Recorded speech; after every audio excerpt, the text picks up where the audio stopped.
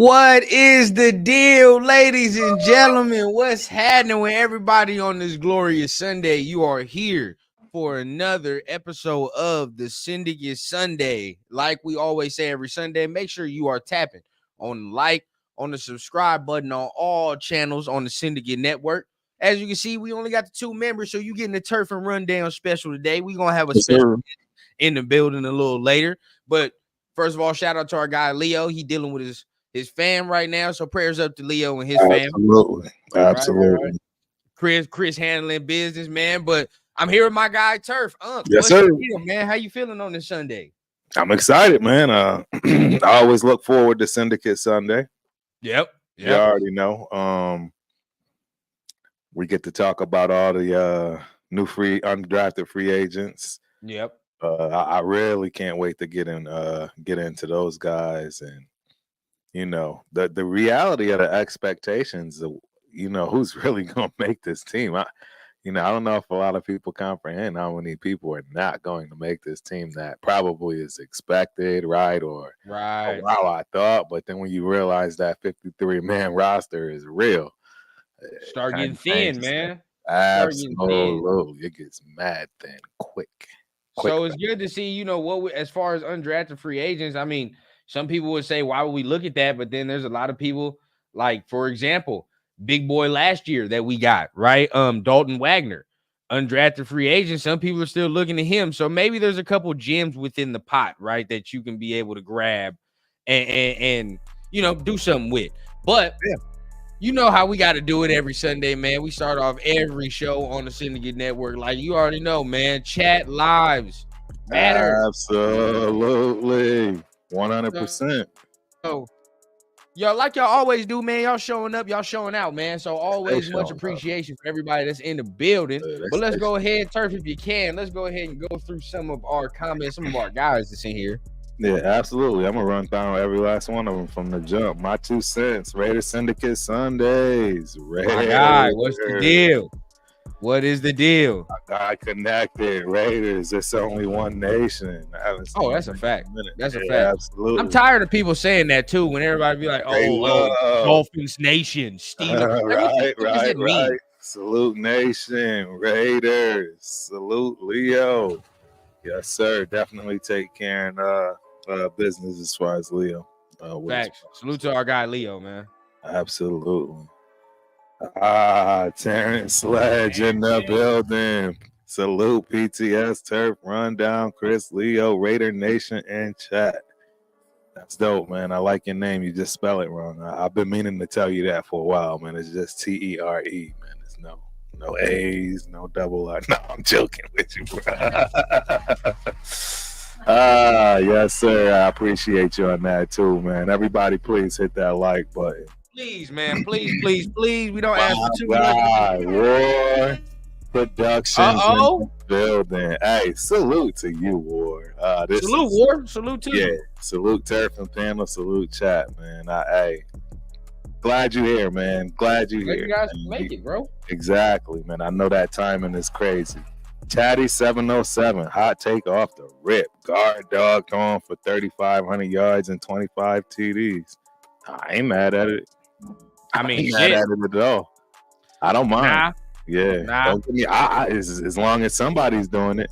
What's the interception total, though? That's what you got to tell me. Don't leave that out. That's what I'm going to be with it. Raider Paul is in the Raider Paul. What's the deal, man? Raiders. Yes, sir. Ski Hammers in the building. Salute Syndicate. I love it, man. And last but not least, y'all know my guy. Tony. Oh, what's cracking, my dude? Glad to see you, man. Glad to see you, man. Salute to everybody that's in the building, man. Snuck in here, though. Somebody snuck in here. A Syndicate favorite, bro. Syndicate favorite. Jason. Hey, Raider Nation, bro. Jason. Salute. I'm not even gonna lie. I love to put some shit together on the fly, man. Yes, Jason, sir. If you got time, bro, yeah, come in this motherfucker, bro. Yeah, I know, right? Hey, you know what? I absolutely agree. Raider Jason. Hey, Raider Nation Jason. If you can hop up in here, You if got you could hop in DMs. here, bro, Let us know, because I would love to bring, man. I've been dying to get with you anyways. I think you got with Leo last Saturday, or at least he was participating. But absolutely, bro, hop up on it right now if you got the time. Please, definitely. But salute to him, man. Y'all already know what time it is, man. Pop in the comment section. As much as we appreciate y'all even being here, we appreciate y'all tapping in with the conversation as well, man. Getting everything together. So definitely tap in at the bottom. Today's show gonna be more of a laid back kind of thing, right? Not too much going on within the Raider Nation. One quick one. This is my margarita for Cinco de Mayo. This is my margarita, mango margarita, baby. It is Cinco de Mayo. In my Raider cup. Absolutely. It is. We gonna burn it up for the green right here. We're gonna burn the green for it, but at the end of the day, right? You right, Ray Love. You right, bro. That was bad. Hey, trying to get with you, no Diddy. That was crazy, huh? You know what I'm saying? We gonna we got to put that shit I deserve there. That one big time. I just slap that on. Big time deserve that one. Yeah. He said shoot the link. No, I got it. Keep yes, on sir. Rocking. We go. Keep on rocking. It's more of a chill show today, man. We Q&A type of thing, right? What y'all feeling, what we feeling, whatever the case, man. Talk shit, shoot the shit, talk some ball for real. We do got a topic that we got to talk about, right? Because 100%. Raider Nation, it's a trending topic in the nation. Y'all that been on Twitter, been on social media, y'all pretty much know what we about to talk about. But right, we're gonna go ahead and look at Ray Love, man. Everybody dying to get on this motherfucker. I like it. So really, right? I want to talk about this real quick while we waiting for some guys to pop in, while we waiting for some guests. But this is a very big topic, and I feel like we're probably gonna go a long ass time on this turf. So let's see where it goes. And that is the Josh Jacobs drama, right? I mean, he's not on the team anymore. Right. But, if you've been on social media, you've been on anything, he kind of responded back, clapped back to the fans saying, hey, y'all didn't want me here. Right. Why would I send y'all a fake ass goodbye if that's not how I feel? Right. That's basically what he's saying. A lot of the fan base, is getting on him. I don't agree with some of the shit that was said. Right. I don't. Right. I honestly, to my defense, I haven't heard anything. I'm not going to even sit here and lie. Well, there's been people calling his character, like, just to give you background so you can get, an opinion formulated on it. People coming at his character, people talking about that hit and run accident where he had something on his forehead, calling him a fake gangbanger and all this other stuff, things of that nature. Say he never really liked Raider Nation to begin with. He was only chasing the bag. These are the things that they're saying, right? So I don't agree with some of that attack. I mean, at the end of the day, bro, he's not on a team anymore. But it's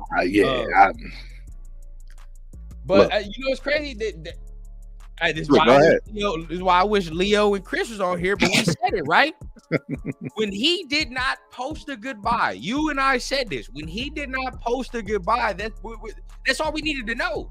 That's it, right? And it's not like we're obligated at all. We're not obligated to say goodbye. But a dude like Hunter, he got released and all that shit. He posted whatever.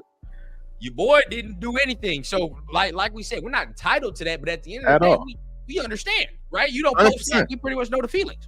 So, what are your feelings on all this drama? Everybody coming to him for not saying a goodbye, all that. I mean, I honestly think they're just poking the bear, but I don't know how much the bear has left. Right. Look, I got shorts out there. It's no coinkydink or, turf ain't running from it. I think Jacob's good years are definitely by him. He's out there. They're going to try to preserve him in that ridiculous weather. It's not going to work. They got an out, and they drafted a running back. I mean, I think you can see the writing on the wall. I think he sees the writing on the wall. That's why he's irritated, and he's making these barbs back and forth with guys that make no sense. I mean, we can all say what we would do if we were in so-and-so shoes, etc. But I mean, real talk. Look, I'll tell y'all straight up. I know there's people that don't like what I have to say, whatever. I honestly really don't care, man. I'm of age enough to know and understand that I don't have no time for the foolishness of the circus. So, for him to waste his time even, giving it a word, let alone a two. Yeah. To me, that honestly means that it bothers him. You know what I mean? That's the truth. I mean, man, there's a lot of it bothers him. You know what I'm saying? That's just I can tell you. It bothers him that he's no longer with the Raiders. That he's not here. It bothers him that it got out that he basically got the same deal he would have got if he would have just signed the goddamn franchise tag, right? And then after not doing that and having the year he had, you don't have that option to do that again this year, which you would have gladly and should have gladly taken because they're not paying running backs, man. And so we talk about it like this, right? Even to this degree. I go on and on about that, yo. I'm glad it's you and I right here. I'm glad it's you and I. We've had the similar thoughts on this, right? Because when he sat there and said, y'all didn't want me anyway, right? Lies, right? I call bullshit when I see bullshit. I'm not gonna sit here. I'm not gonna sit here and say I didn't want him because I did, but at the right price though. And I'd say that to his face, bro. Like, because we're gonna get to the point where we're gonna have players on here. We're gonna have to stand 10 toes. That's why I always say, stand 10 toes on what you say, bro, because you don't know who watching. At the end of the day, yeah, we wanted him here, but for the right price. Right. And at the same time, some of us, I was going off the fact that you said if AP was hired, if so-and-so dominoes fell into place, you would be willing to take the pay cut. That's what you said. Nobody else said that, right? Nobody else said it. He said that. So going off that, cool. If it don't work, understand it's not to the point, oh, fuck you, Josh. We don't want you here. That's not what we were saying. We're saying as a team, we understand, bro, like number one, we cannot pay him this money as a team. We can't do it. It's too much money for that position. And number two, positional value, right? So we're like, all right, cool. No shade on our end, but where I disagree with Raider Nation is more along the fact, like, don't be calling the man character out of question, bro. You feel what I'm saying? Like, he's not here, whatever. It played out the way it played out. Right. 100%. But we so passionate, we think it's fam, but at the end of the day, bro, like the dude is not here. We as a team too decided not to give him that money. So portion on the team as well. And rightfully so, though, to be honest, bro. I mean, how long are we gonna keep talking? Wait till everybody see what goes down this year. You're not missing a beat when it comes to the running backs that we currently have. It's just facts. It's the same thing. Absolute facts. I don't know any other way to tell people that. It's just not that type of a position anymore. It doesn't. You can get the same production from a bunch of dudes, man, that's less than half the cost of these guys that give you 2-3 years and they broken, because you just can't take 300 touches in the league anymore every year and just hold up. Nah, don't matter. Like that. I mean, but and people get on me when I say this, right? But it's true. He's only had one full healthy season, right? One full healthy season. So that's where we go out right there, and it gets tough, right? When we start talking about things like that. And before we get to y'all comments, right? I'm gonna let my man go ahead and get ready. But at the end of the day, I still think, let's see what my 2 cents says. He said Jacobs took his ball and bounced. No hard feelings, but give a rip what he says or does. True. Right. And before we go any further, right? Let me bring one of the guys on stage, man. Favorite, my guy, Jason. What's happening, man? Raider Nation, Jason. Yes, sir. What up? What's up, man? What's the deal with you, dog? Oh, man, enjoying this Sunday, man. How about the fellas? How we doing? Can't complain, bro. Can't complain, man. Shit, we had to bring you on. Absolutely. Definitely. When we ain't got no other TRS members, we got to bring on the honorary squad, man. Man, always a pleasure, man. I appreciate the invite, man, for sure. So look, bro, I want to get some of your take on this as well. I know you be around the social media thing as well, so you probably know what's going down with Josh. You know what I mean, and all the drama that's been coming his way. But what's your 2 cents on that? I mean, honestly, not too worried. Like, Josh was chirping while he was with us. You know what I'm saying? So, like, actually, I don't know. I'm more focused on Derek Carr when we meet him this year. You know what I mean? Right. We'll get to Josh when we get to Josh, but not too worried about it. I mean, I get both sides of it. Like, he wanted his money. We were in a situation where we pretty much were trying to get the bulk for what we could. You know what I'm saying? Right. So, like, Right. I like the way it turned out. You know, really on both sides won. We won, and he won too. So, you know, it's pretty even kill. Yes, sir. Right. And shout out to Real Talk Raider Nation, man. He says, you know, would you refuse a big raise? Nah, you gotta do what's best for you.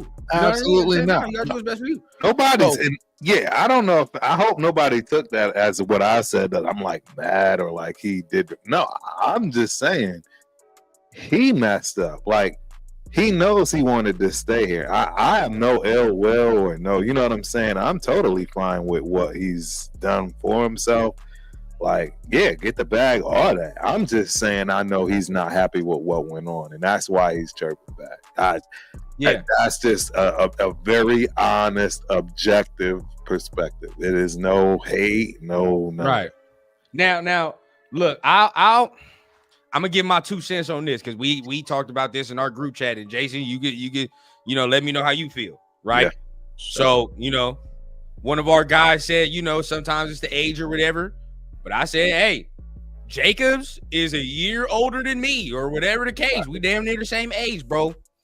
And even me, I do not be feeling that social media shit he always did, bro. I never felt that. Even when he was with us, he always did that same little, I'm gonna post the Drake shit. I'm gonna post the cryptic ass social media post here and all that. Like, bro, leave the shit alone. He shouldn't even be responding to shit. That's the whole thing, bro. The fact you even responding to Raider people and you on Green Bay, let me know you still got some animosity in your shit. You do. He does.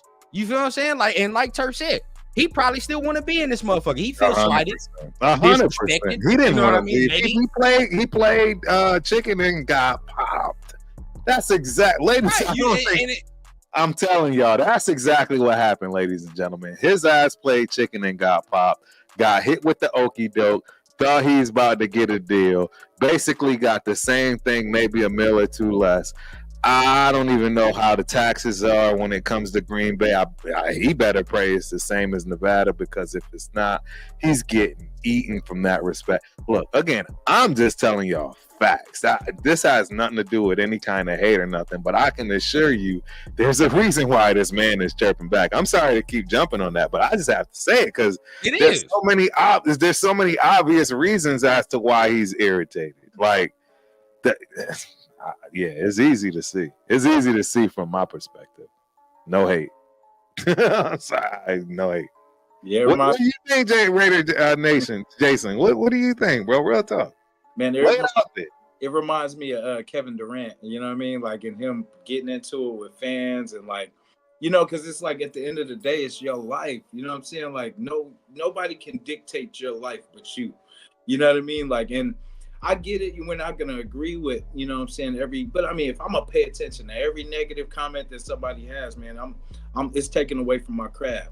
You know what I mean? It's taken away from my time to do what I need to do. You know what I mean? Like, I know I myself, and probably you both too. You guys ain't got time to be arguing with nobody when you know where you're coming from. You know what I'm saying? Like, when you feel me? You know what I'm saying? Like, you talking to a stranger about your life. Like, you can't do that. You know my situation, my pockets. You feel what I'm saying? You like that, and that's where I come from. You know what I mean? It's like, I understand. Cool to social media. You can say all that. It's a different era, different age. We the same age, bro. I'm not gonna argue about my pockets to somebody that don't know me. Don't make no sense, bro. You feel what I'm saying? Like, childish. That's energy wasted. And like, at the end of the day, bro, I'm gonna get off that whatever app I'm arguing on, be mad, and still have to do whatever the fuck I got to do after that. Like, it doesn't make no sense to me. Chilly in the building. And shout out to hey, Shaq, but facts, man. Look at that. Look, they not like us, bro. They not like us indeed. Damn, and by the way, if anybody need to know what side I'm on, it's West all day, bro. Don't start with that. K-Dot 31. Man, bro. Listen to y'all. Is this what I'm stuck in right now? Hey, don't get me wrong. Don't get me wrong, because this is the beautiful thing about being the East Coast hip hop kid, because Drake ain't from nowhere. We claim, so we don't gotta worry about what side is what. But I'm gonna keep it real though. I mean, I know a lot of guys I respect that think Drake will win, and I'm just keeping it a buck. That's crazy.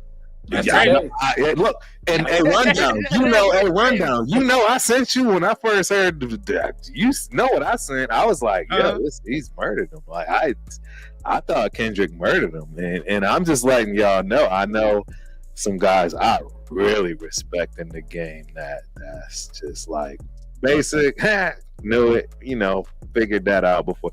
Already saw it coming. The people did that already. Next, I'm just telling y'all how cats is really feeling. That's deep in that game. I'm born and raised. Bro, I'm a 75 baby. You're not going to find many heads that seen this from the rip, from the jump. Just telling you. And What'd he say? Certified liver boy, certified. I'm an hour away from Harlem. I'm an hour and a half, 2 hours away from Harlem. Like, yeah, you're not going to tell me what I don't have any knowledge. You know what I'm saying? So, but real talk. Look, I thought Kendrick.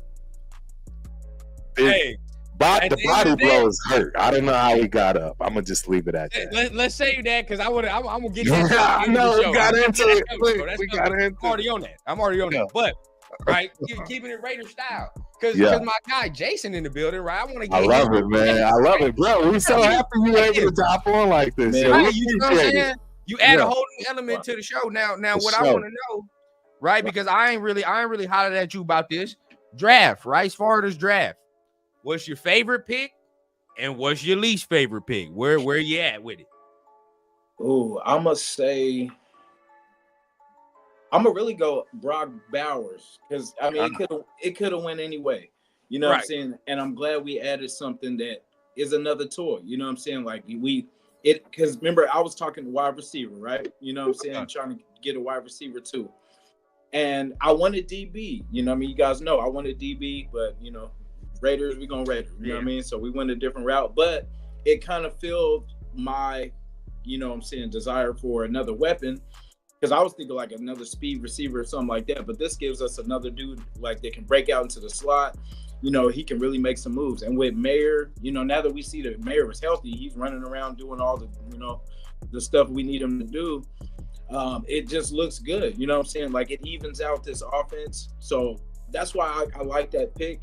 I also like the Eckenberg pick too as well because I feel like that's something we've been needing for a while to kind of, we've got by with the linebackers that we have, but you know what I'm saying, it was good to add to that and see it's kind of going to put that pressure on like the Bernays and you know what I'm saying, even the Masterson, or really, I mean, honestly, I think it puts more pressure on Diablo, and I think that's why we kind of. There it is, bro. You know what I mean? That's what we picked him, so kind of, really, that's pretty high. You know what I mean? But we got somebody that I think was on a lot of people's list for, if worst case, if we had to get a linebacker, we definitely got a good one. So, for sure. The Trey Tucker pick, I don't know why, but because, to be honest, I had never heard of him before. He got drafted, but I don't know. There's something feels good about this. You know what I mean? About this kid. Like I don't know. I just got a feeling. So, definitely looking out. The Delmar Glaze kind of surprised me because there was so much good meat on that at that pick. I think third and fourth round. Yeah, we're gonna have to give. Hey, you my dog, but I'm gonna have to give you one of those. The rock on that right there. That was crazy. Yeah. That shit was wild. That was good. Yeah. So and I like the DBs that we got. I think both of them are going to be cool. Like MJ, I never really heard of before. I didn't know really too much about him. Devonshire. But I definitely like what I've learned so far. So, I think this draft was pretty damn good. I really did enjoy, because I feel the Delmar Glaze pick, only for me, I understand the need. You know what I'm saying? We needed a tackle, and the way everything was going, it was pretty much like he was kind of our last shot at, somebody that had the long arms that could, you know what I'm saying? They can really be a true tackle. Yeah. But there was people on the board. I was gonna take a snapshot too of both of those at both of those moments in the third round when we picked and fourth round to see who was on the board. But yeah, it was kind of crazy. But for the most part, I'm definitely happy with what we did. I give us a B+ for what we did. You know what I mean? I like that. I like that. I like that too. I think that's what I gave, right? I gave the same exact grade. I think everybody gave it. I think I gave it B too. Not gonna lie, I think I gave it B+. And the only reason I couldn't go up to an A was just because of the fit for Bowers. One, right? Like not even fit, but just like the need. We didn't need it. So it was like, all right, you know what I mean? And then some of the reaches within the 3rd and 4th round, I believe. That's where it kind of brought it down to me. Yeah. See, this is where I start to drink the Kool-Aid, man. I'm not gonna lie. Real talk. I like you in many ways, no matter what. But look, I straight up dropped a short on it. But look, ladies and gentlemen, real talk. This dude can play fullback, running back, slot, wide receiver 1, wide receiver 2, tight end block, tight end wide receiver. There is no way to really be able to key when we're in quote unquote base if he's actually that 3rd / receiver, if you will. It's impossible to understand, and there's no way you're going to be able to prepare for it. And that's just the facts about football. And that's why Hernandez and Gronk did so well. It's impossible to understand. It's just not possible. Like, but this dude is even more different. I believe it's very much so more different. He's got more speed, he's got more size, and he's got more athleticism.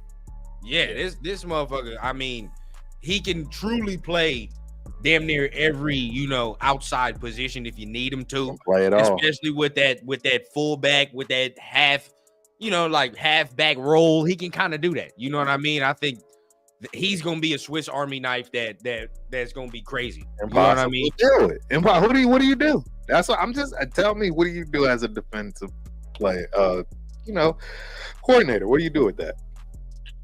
So let me ask you this, Jason, because I know you wanted a DB, right? Yeah. But my thing, off of the DBs we got, me personally, I kind of like the 7th round dude a little bit more than the 4th round dude.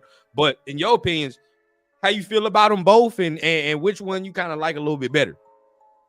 Now, DeCamerion, like I like his grittiness. You know what I'm saying? Like I watched him after the combine, but MJ, like I really honestly didn't know about him until after we pretty much drafted him. So I had to kind of dig into it. But I don't know. I kind of like the 7th round pick a little bit more too. Like I like the size of DeCamerion, but right. I like the I don't know. I just like that. Well, we play a lot of men. You know what I mean? Yeah. So I like that. Absolutely. That, you know what I mean? That handsy kind of, you know what I'm saying? Like get some hands on you, in the beginning. Because, it's all about knocking that timing off that route. So, getting physical is easy when it's at the beginning than being physical down the field, when the ball's in the air. Like I'd rather you get hands on them real quick. But I think we should be good. Like it all really depends on Bennett. Because, if Bennett steps up, because of course we're hoping that he takes this step forward, but I think we got 2 good DBs that could come in here, because there is that spot that Amik had, and then there's that spot on the other side of Jack. So we definitely need 2. So it depends on what to do, Raider Nation, Jason, you are on the spot, my dude. You right here before we go any further.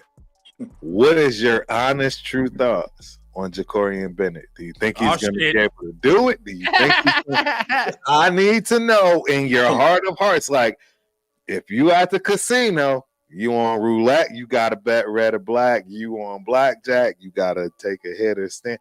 I need to know, is it, that dude going to be good, he going to be all right, or I don't know. What's your thoughts, man? And before you answer, you be here Sunday, so you know the importance of this question. This shit right here is a syndicate device right here. This is a big one. But go ahead. I definitely want to hear this answer. It's a big one. So we got 2. I kind of compare it to the AOC thing, right? But I have more faith in AOC his second year than I do Bennett his second year. Interesting. But I have faith that Bennett can be that Amik spot. I feel like he can fill that spot. So it's really, like I said, it's dependent on him being able to at least get that spot. So you think his ceiling is that? You think his ceiling is that spot, but not the dude? I mean, I hope he has the speed, but like a lot of people are saying, like that he doesn't really have the, I guess he has the speed and talent, the physical, but it's like he doesn't see the game, he doesn't see the plays with that vision. You know what I'm saying? Like he's not going to be like Jack Jones and like be able to. You know why? Now I'm projecting. I'm not going to do it. I'm not going to project. All I gotta say is I have my valid reasons. My guys know. I preach it. I've said it out loud. I've been forced to say it out loud. I'm not going to keep bashing this young man because I want him to prove me wrong 100%. Yeah, right. And get it popping because at 4.3 speed, we got another guy coming in. I mean, at some point, man, these guys should be able to figure it out, particularly what's in front of them that's helping. So, yeah, I'm pulling for him, man, but I'm not going to lie. I just don't see it. Yeah, like I don't have a good. I mean, it's not that I have a bad feeling about him. It's just I don't, he doesn't move the needle for me. Like I feel until he kind of shows us something, because like the only memory we have of him is getting ate up. You know what I'm saying? Like, the facts. yanked immediately, effectively. Like, yo, you can't be out there. Even AOC didn't get yanked. I mean, he actually won us games at the end. Turf, that's don't start that, Turf. That's a lie. AOC has won us 0 games. Well, you know what I mean by won us games. See, and that's that's what I'm saying. He won us games by not turning the ball over as a rookie.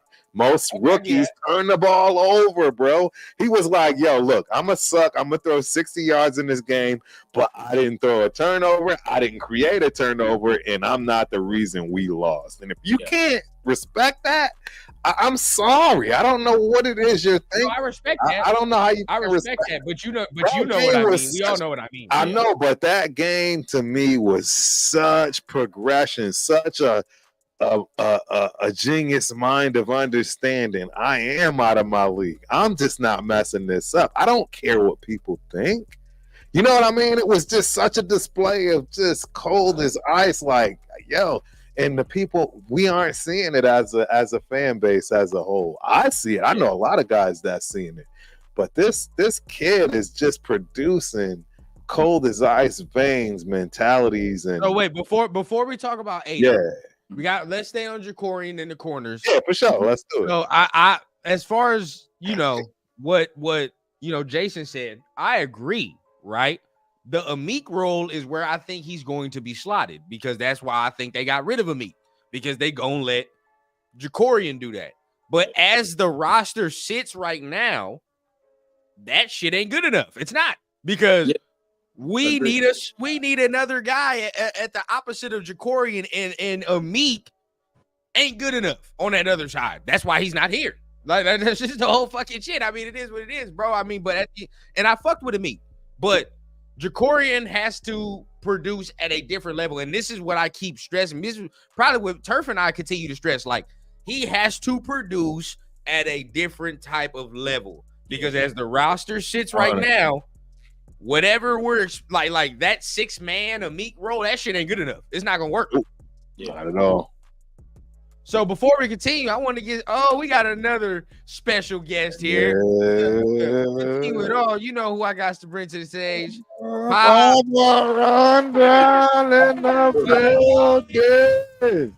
What up, fellas? Man, salute. How we doing? What up, big bro? Chillin'. How y'all doing, man? We doing well, bro. Feeling good. We over here talking about the cornerback situations from the draft and Jacorian Bennett.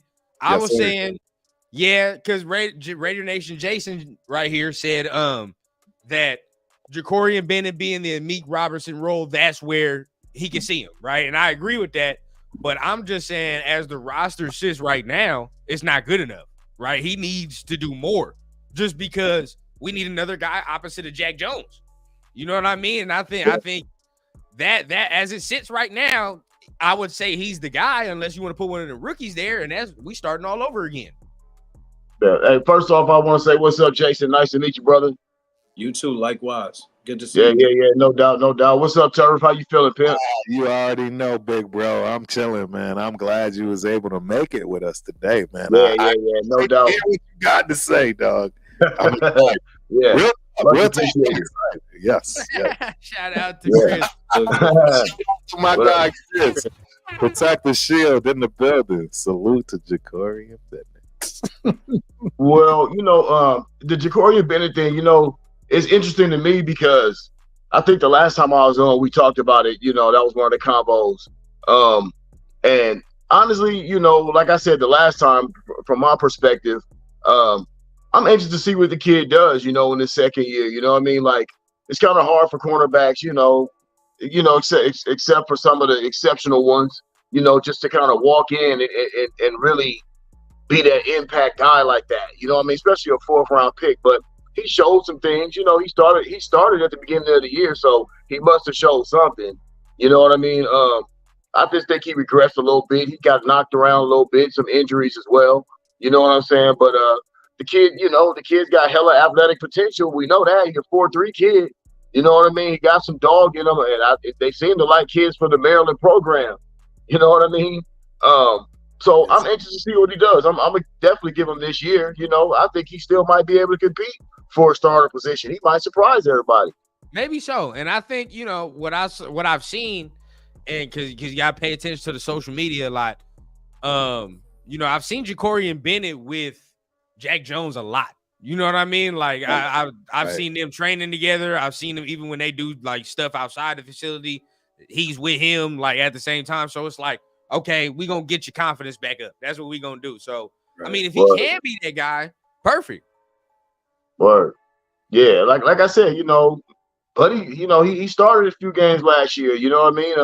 I thought he had some bad calls against him as well. I remember a couple of games. I'm like, damn, they actually called, a pass interference or a holding. So, that'll shake a kid's confidence, especially a corner. You know what I mean? In the NFL, you know what I mean? I'm sure the game was moving 100 miles an hour for him. So, young kid, man. I love potential. I love promise. So I'm always gonna give these guys a couple years grace, kind of like we had to do with Trayvon Merrick. You know what I mean? Until he assimilated himself into Patrick Grant's system and got familiar with it, because like they say, it's kind of a thinking man system, and it's kind of hard on DBs. Right, bro. You know what I mean? That's what and I've given my opinion as to why that's a problem for him, because I don't think he's got the ability. I'm just keeping it a buck. Bro, if you look at his past, his history, I mean, it makes sense. And some guys are phenomenal, and you can find ways to just throw them in there and use them, but it's what y'all already said. It's the instincts. When they got the instincts, that's when it don't matter. But he don't have that. See, that's the problem. And then when you don't have the instincts, Ant can't get in the game. You know what I'm saying? From the educational side, it is a wrap. Like it's just not well, if I'm not mistaken, like when he was at Maryland, I know he got targeted a lot. He got targeted a lot more than Deontay Banks did, because they was trying to stay away from Banks. 4.3 speed in college, big bro. 4.3 speed in college, where those guys are nowhere close to what you're dealing with in the NFL. That's just really what it boils down to. Yeah, See, it's definitely. He can take a loss. He can take a step. You know what I'm saying? A loss in college and recover. He can't do that in NFL, even if the dude is like 3 times. Think about it. Devontae Adams is like honestly one of the slower wide receivers in the NFL.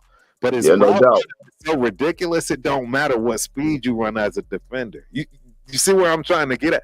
And that's where he's already at a loss. It don't even matter, you know what I'm saying, with his speed, because he already lost up there, and that speed is, you can't recover in the NFL. So based off what I'm seeing, I mean, the gauge of the room is like, okay, we like him, but we need we're not so sure that he can take that leap that we need him to take. You know what I mean? Because we, as a number 2 corner like that, like to make the playoffs, nonetheless, he has to play at a certain level. You know what I mean? We all know what that level looks like. But at the end of the day, if he's not the guy, Who else? Was I want to start with Jason, right? Like, who else would you be looking at? Are you outsourcing? Yeah. Are you trading? Like, what are you doing for that cornerback position? Yeah, I really, right now I don't see that second guy, the number 2 guy on our roster, and I hope that since we got all this money coming, you know what I'm saying, we can add to that room. Like, I know we've been talking about Xavier Howard. We've been talking about Stephon Gilmore, and I'm okay with somebody like that if the price is, if the price is right. And I think I have a feeling that it's already in the mix. That's why it's taking so long for these DBs to get signed. They're waiting for this money to drop. So, and I think there could be an agreement already, in the works. I'm hoping because if we see the same gap, I'm pretty sure they see it too. So I would be good with a vet on that other side until either Devonshire or DeCamerion or Bennett steps up, until one of them steps up, and then hopefully we get that vet, and then it won't put the pressure on the rookies. They can sit back, they can, get better, and they'll be ready for next year. And then we'll have our, hopefully starting DBs of our own. I just thought about something as well, fellas. What do they do with Brandon Facing? I've been kind of hearing his name. For some reason, I've been kind of hearing his name mentioned a lot. Like, they're still kind of high on him. I thought he was gone though. Didn't he get like a DUI not too long ago? No, he's still there on the team. But let's all be honest here. All right. Facing is Swiss cheese. All right, he's Swiss cheese. I love the Raiders, bro, but I keep it real. Even if we get players or whatever, I want to keep it a bean, bro. He wouldn't strike no fear into my heart if I'm game planning. Like, you know what I mean? I'd be like, shit, bro, who? You know what I mean? Like, shit. He's not right? Like, so I think we gotta find a guy. Like, personally, and I said this with Turf on Thursday. I think we have to find a veteran one because our cornerback room is young as hell. It's young as hell. Now you just added like 2 rookies in there, and now it's even younger. Gotta add some veteran leadership to me. And at the same time, with this D-line, and we know what we could have, I want a guy who has proven instincts because there's going to be a lot of batted balls. There's going to be a lot of errant passes. I want a guy like Xavier Howard who know how to take the ball away. That's just me. That's my first choice too. Yeah. You said that's the first choice? Yeah. Xavier Howard will be my first choice, without a doubt. You know what I mean? Stephon Gilmore, he'd be cool too. He's 34. I kind of like feels like Xavier Howard might fit what we do a little bit, style of play. You know what I mean? Adoree Jackson is still out there. I know he gets banged up, but he can offer. He'll offer you something as well. But I think we all agree that Xavier Howard is the number one guy we like to see them bring in. Now another name that I've heard is Steven Nelson. And he played with the Texans last year. So, another name that I think could work and you can get for the cheap. You know what I mean? But I think, one of those names, like, I mean, I can see Gilmore, but at the same time, the last picture I saw of Gilmore wasn't good because in that playoff game, Green Bay. Yeah, it was not good against Green Bay. So I don't know what was going on there. But we'll see that from that perspective. But I mean, from after that, what other free agents does the team really need to sign? I mean, I look around. What other holes you think we got, Jason? What is in your perspective? I think finally we're good at linebacker for a change. You know what I'm saying? I think we'll be good with what we got. D-line, we know we good there. Safety, I think we good. You know what I'm saying? We got, I think, I was saying, yesterday, I think Chris Smith is on that bubble of about to get pushed. I agree. I think we shored up our safety room. So, like, when you think about it, like, DB is the only kind of place I feel like we can just add that vet and we can move forward. Like, and offense, if you think about it, we pretty even. Like, I know we didn't do what we wanted to with the tackle spot, but I feel like, I don't know, like, I'm a Mumford guy. You know what I mean? I think Mumford is going to be, you know what I'm saying? Yes. Yeah, you already know that's. He said that. That's Panama all day right there. All day. And I know we're looking at this is what I wanted to say. So I know we were looking at our first 3 picks being a starter, right? But if we look at that 3rd pick as being just a valuable depth piece to Mumford, right? that's as good as a starter. You know what I'm saying? So Swing that way, tackle. I see what you're saying. exactly. So like if you think about it, like if Mumford can hold up, and just in case an injury happens, we're not gonna fall off at that position. Like by the time, hopefully that if hopefully it doesn't happen, but we'll have somebody that can come in there and we won't miss a beat. Right. I agree 100%. I didn't get to I didn't get a chance. I came in late, but I didn't get a chance to really kind of talk on the just the picks real quick.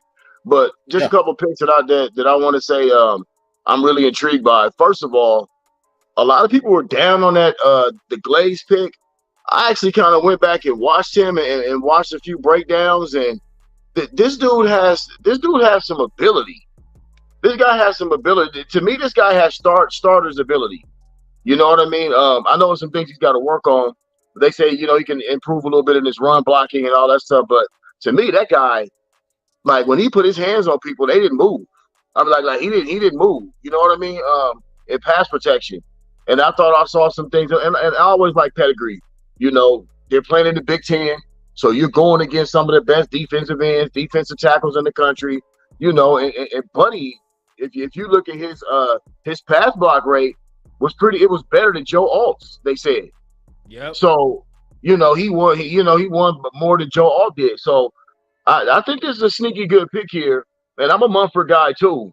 But what you got to realize is that, guess what, fellas? It don't have to be this year for Glaze or whatever. We got Colton Miller, but pretty soon Colton Miller's going to have to, we're going to have to re-sign him, or he's going to have to move on, or, So I think we already might have something that was a draft for future as well. You know what I mean? Because if you can book in him and maybe Thayer one day, you already win it. Yeah. You know what I'm saying? So I'm intrigued by that Glaze pick, and of course Jackson Powers, instant starter, fire hydrant with legs. Dude gonna come in there and he's one of the more exciting picks to me, just because he fits so well. He's like a AP robot. You can already tell he's gonna be exactly what AP wants. He's gonna bring exactly the type of physicality that AP's been talking about to that whole offensive line. I think that's gonna be one of the biggest picks when we look back, is getting Jackson Powers Johnson. I think that's gonna really solidify our offensive line. So I'm excited for those picks, man, and of course all the other. I think I agree with y'all. B+. B+, A-, B+ for me, because if you get a Brock Bowers, that is a weapon. Just like my man Jason said, bro, we added a weapon. You know what I mean? And like you said, Turf, you can put this boy all over the field. You know what I mean? Bro. Kid 21 years old. You know what I mean? So, we got a lot of molding, a lot of grooming to do, but I'm sure everybody in Raider Nations have already watched this tape if y'all hadn't watched Georgia games. The guy's acceleration is incredible. Like, I mean, I look at this dude and I'm like, dude, we got that. How can anybody be upset with us getting something like that?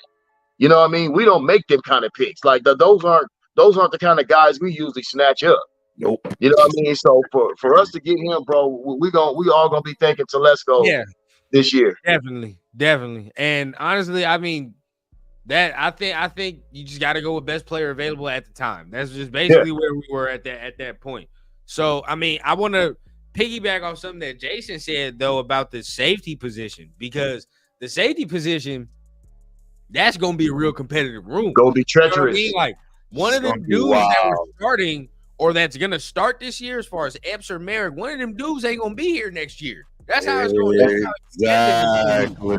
That's how competitive I think it's going to be. We're to the point, I do like that Taylor. I do like him.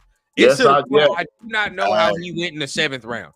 Now, I'm not going to sit here and say, I'm not going to sit here and say like he should have been a first rounder, second rounder, but he should have went way higher than that 7th round. I think he should have went in that 5th round or something like that. Hey, real quick for the fans, man, for the chat, y'all let us know how y'all feel about Murray. Y'all love him, hate him, like what is the feeling in the room, if you will, on him? Because the bottom line is he is going to want a bag. Do you want to pay him? Do you not? Trayvon, Murray. Oh, Merrick, Merrick, yeah, he's going to want a bag. So How does the chat feel about that, y'all? You know, thumbs up for a bag, thumbs down, one for a bag, no for a bag. Because again, one thing I want to make sure that people understand is this is an AP pick. I do get things wrong, Taylor, but yeah. this Taylor is an AP pick, and you want to know where AP met him in Pop Warner, Pee Wee League. That's where he met him. Hence why when you listen to that commentary and he says, we come full circle. That's what that means. So I don't know if a lot of people are understanding this man is getting a lot of his guys, which is going to make him a dangerous man. There's a reason why he's absolutely getting the hate he's getting, because I'm telling you right now, I don't care what world you live in, whether it's street, corporate, play, it don't matter. When you got your guys, the confidence level is so through the roof and everybody else comes with it, it's a wrap. Now, obviously, you know, we need to see it, but for sure, it's got to come out, to fruition. When you watch Taylor, the instincts are fucking crazy to me, right? And I really like it. But at the same time, right, think about this. They re-signed Palomal. They had a chance to let him go. They re-signed him, right? He's another one. He's another one we got to watch out for, because I'm trying to figure out how they want to use him. How do they want to use him? Swiss Army knife, you know what I mean? But Jason, since you brought it up about the safety room, right? Like, who you like in there? Because like I said, I'm real confident in saying, like, one of them dudes, Epps, Merrick, is not gonna be here next year. And it's whoever not playing the best. What one of them dudes gonna have is not whoever play dip off, that's who's gonna be gone. So how do you feel about that, Jason? How I see it is probably gonna be Tucker taking Epps' spot when he pretty much gets out of here. I think he's gonna be kind of the oddball out. I like what he's been able to do for us for, just 2 years now, or year and some change or whatever. But I think Trey Tucker will be the. Oh, you mean Taylor? Oh yeah, excuse me. We got Taylor. Yeah, but I think Trey Taylor will take that. I almost said Mike Epps spot. What's his name? Marcus Epps.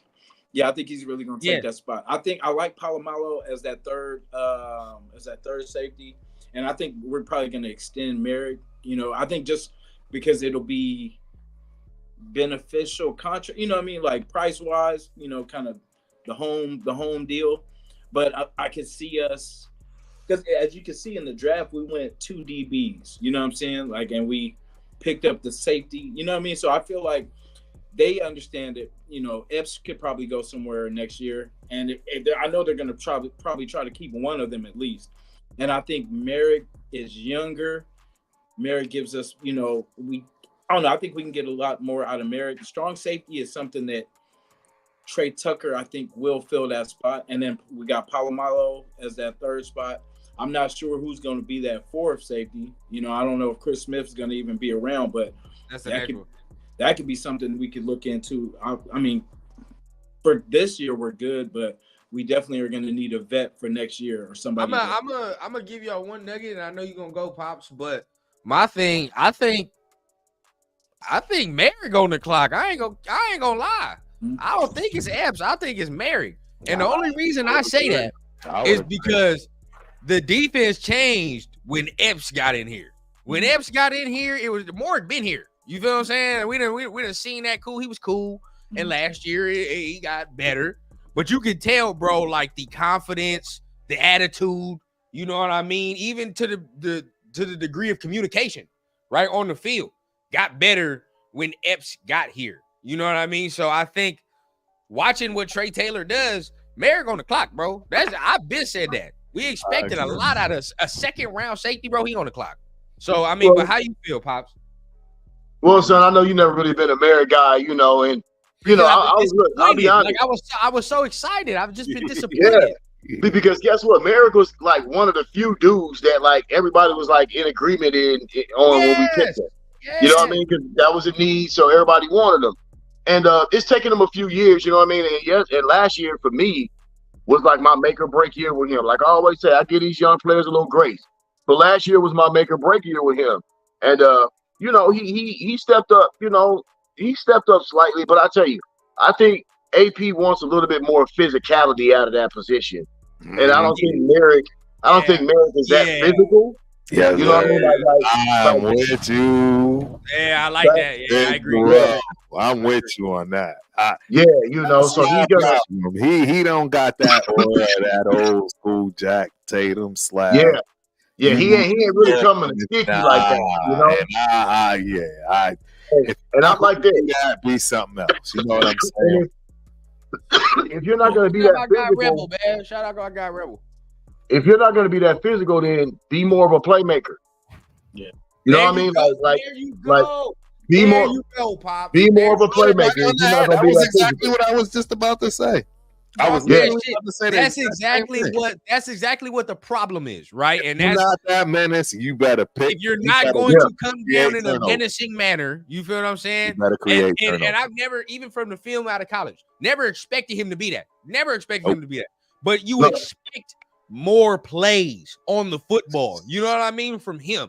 And to the degree last year, to his respect, he got a little better making plays on the football last year.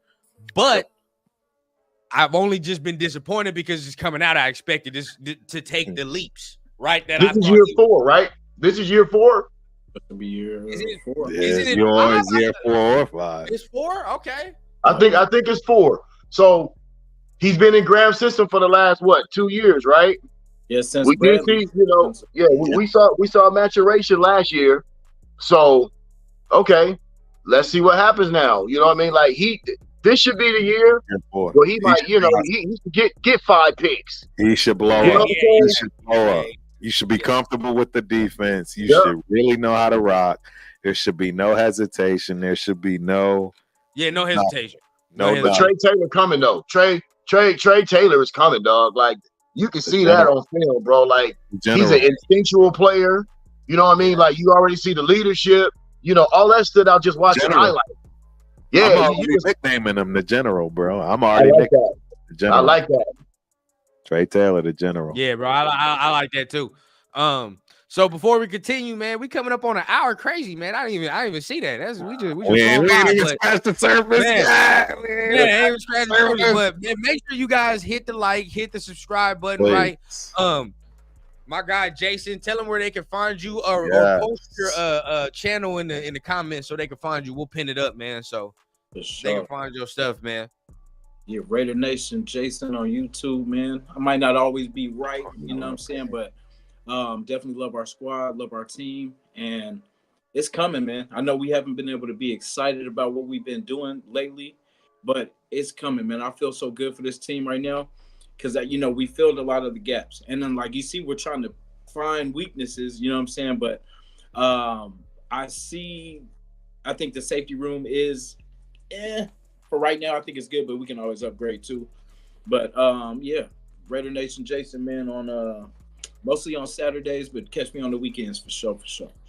For sure, man. And, Pops, we getting Pops started with some of his own stuff pretty soon, man. Yeah.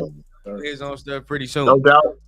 But as we continue here, man, what we wanted to get into as well, some of that undrafted free agent talk, right? And we, most of the times, a lot of us don't really know, so we gonna research together, right? That's what we like to do. We'll go ahead and research together and see what these dudes is about. First and foremost, see the positions they grabbed, see what these guys are about. Most of these guys might be practice squad guys, but regardless of the fact, you know what I mean, we still want to take a look. So I'm about to share the screen right now. Yeah, Boom. I was gonna say you got. As we look right here. Up there you go. Because I was gonna pull up this the one that everybody was all in flux about was the Carter Bradley #1. Now I will say, right at the Senior Bowl, Carter Bradley had a pretty good Senior Bowl. I ain't gonna lie, he did. He was slang. He was letting that thing slang. I ain't gonna lie. So I got to get myself on that one. Yeah, I can't see nothing, fellas. I gotta grab my glasses for this one. That's a I gotta see that list. Yeah, I got that's a pause. Yeah, it's hard to see. It's hard to see, big bro. That's Carter Bradley. Hey, don't trip. I'm just getting old. Damn it, that's all. We can fix this right now. Don't you worry. Yeah, you can blow it up. Yep, there you go. There we go. Boom. No, hold on. Let's get it back. All right, boom. So that's where we at. Perfect. We good. Yep. Carter Bradley was the first one that everybody was tripping on, right? So, had a pretty good Senior Bowl. If you really look at his career, that's Gus Bradley's son, by the way. So Coach son. So not a bad pickup, but at the end of the day, do we really, as the quarterbacks, as the quarterbacks, it is what it is, right? I think we pretty much set at their position. I think we're gonna be all right. Clark Barrington, guard at a Baylor, that right there.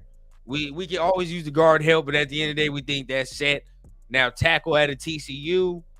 I kind of heard about Coker a little bit, but me too. We'll see what he can do. I think they're making that tackle spot real competitive at the very least. Man, I know we got this receiver from Tennessee. I forgot his name. I think we got a receiver from Tennessee. If you watch this kid's highlights, you like, how the hell didn't this kid get drafted? Yep, he's right. You just passed him from the bottom. Ramel. He's on this list. He's on this list, and he is no joke. Hey, that kid is nice. I'm like, hey, he was making plays on Terrion Arnold. Like if you watch Ramel Keaton. Ramel Keaton. Raider Nation, y'all get a chance, look him up. He was smashing on Terrion Arnold. Also, as well, I have also seen Jaquan Shepard. Another Maryland corner. I've seen him, but Maryland guy as well. But I've seen him a little bit as well. He ain't bad, but looking at that, I mean, a lot of these guys might be practice squad guys, but Chat might know something as well. So Chat can probably tell us something that we don't know about these guys. I heard something about the Ron Stone kid too, the defensive end from Washington State. He's supposed to. I heard he's pretty beastie too. Yeah. I mean, Tadashi thinks Jaquan Shepard has a good chance to make it. He's pretty good. As you do see though, I think that Tennessee guy, I saw a glimpse. But Pops, you said you saw him. You think he nice. I know what you're talking about. Yeah, he nice. And that Lakedrick Griffin, he's another one. He's another one. Like he's an all-purpose dude, kick returner. You know what I mean? Kind of a utility guy, but he can go too. Right. Lie to trick. Yeah. So look, I mean, honestly, lie to trick. I'm looking the D tackle. I probably don't have a lot of hope for him making the roster. Right, just one from Iowa, North Carolina, right there. I mean, that's you know what I mean. Don't have a lot of hope. Now I see they signed 2 defensive ends. Yeah, I've been saying we need another end, but we'll see. Baylor, North Carolina. It's a D tackle from Iowa. What the hell? I'm just forgetting everybody's names today, but it's a D tackle from Iowa on there. Noah Shannon. Yeah. He's another one that I've been hearing good things about. Yeah, Noah Shannon. I watched his tape. That's different. That that might be one that might be able to do something right there. The guards, I don't, no, not really too much big hope for in the guards right there. I mean, because we already got, we got what we need. Right. I mean, as far as the whole thing, I mean, to me, it's just that's where I think this is more practice squad guys filling up the roster with depth. Preseason, we'll see what they got. But as far as getting in, I don't think a lot of guys from this list will be, on the 53 man when it's all said and done. Nah, not really. You guys know it's gonna be another nasty battle on the low. That defensive tackle spot. That defensive tackle spot. That's gonna be blood sport too, y'all. It's a lot of guys. It's a lot of guys on that D line. We talked about the corner position, right? But we can jump to the defensive tackle because honestly, there's gonna be some guys that's probably not gonna make it. Nesta's on the bubble. Byron Young's on the bubble. Right. You know what I mean? Like these are guys that they're gonna have to show something this year. To be honest, I mean, like how much faith do we have in those type of guys? What about you, Turf? I don't know how much faith I really have because these guys are hungry, man. These kids that they're recruiting, they got to be careful, man. They better come in, camp ready and prepared to take over their spot because otherwise, These kids want to play for AP. They want to play for the Raiders. They want to play for that legendary team. That's just facts. I'm just letting you know it's time. It's our time. Yeah. People want to play for us. It's not they want to play for us. I swear, I think Jaden Daniels had no problem with the sabotaging things that was being said, and right, I'm part of the Raiders. I'm Gucci. Like, I think he was more than okay with that. So, yeah. I actually felt like that was him and his agent's last ditch effort trying to try to make that shit happen, dog. They tried, you know what I mean? They tried their own little way, you know what I mean? So it'll probably come out. You know what, like I said, but you know what? You got to look at it, man. Look at the haul. Look at the haul that we brought in. We didn't get Jaden Daniels, but if we got Jaden Daniels, we wouldn't have Brock Bowers and Jackson Powers. We got 2 starters off the rip. You know what I'm saying? With the first 2 picks. Right. You know what I mean? So I think it's all going to average out. You know what I mean? It's all going to leverage out in the long run. You know what I mean? I think we got 2 guys that could be perennial Pro Bowlers with 1 and 2. You know what I mean? So I fully agree. I mean, but when you look in, though, I think at this defensive tackle position, though, I think like some of these guys that we talk about, I mean, somebody even talked about Matthew Butler right here, right? Like somebody said something about Matthew Butler. I ain't even know with that one roster, right? I don't even know. Like, I already gave a grade on him. Don't get me wrong. He's a he's a Super Bowl winner. So I mean, and he's always held his own. Don't get me wrong. I mean, you got to take the good. Who, Matthew Butler? Yes. He played with the Patriots, man. He was Patriots for 4 or 5 years before he came to us. Got a chip with him. You talking about Adam Butler, right? Oh, my bad. No, you're right. Yeah, you confusing too. No, I did. I did. Tennessee. It ain't done nothing. I did. Nope, I did. I zoned out. You absolutely right, big bro. I zoned out right. At the end of the day. Okay, yeah. Well, no, it's all good because I'm like Matthew Butler. I haven't seen. Right. I haven't seen what. Byron Young is another guy that we got. We got last year, and we didn't see anything from him last year. Nesta J. Silvera. A lot of people like the one game they saw, but now it's like, all right, now what's next? Didn't even play after that. You know what I mean? Like, what's after that? So now it's like, are those guys gonna make it? Because depth is needed, right? And behind, we can't just have Christian Wilkins out there for every snap.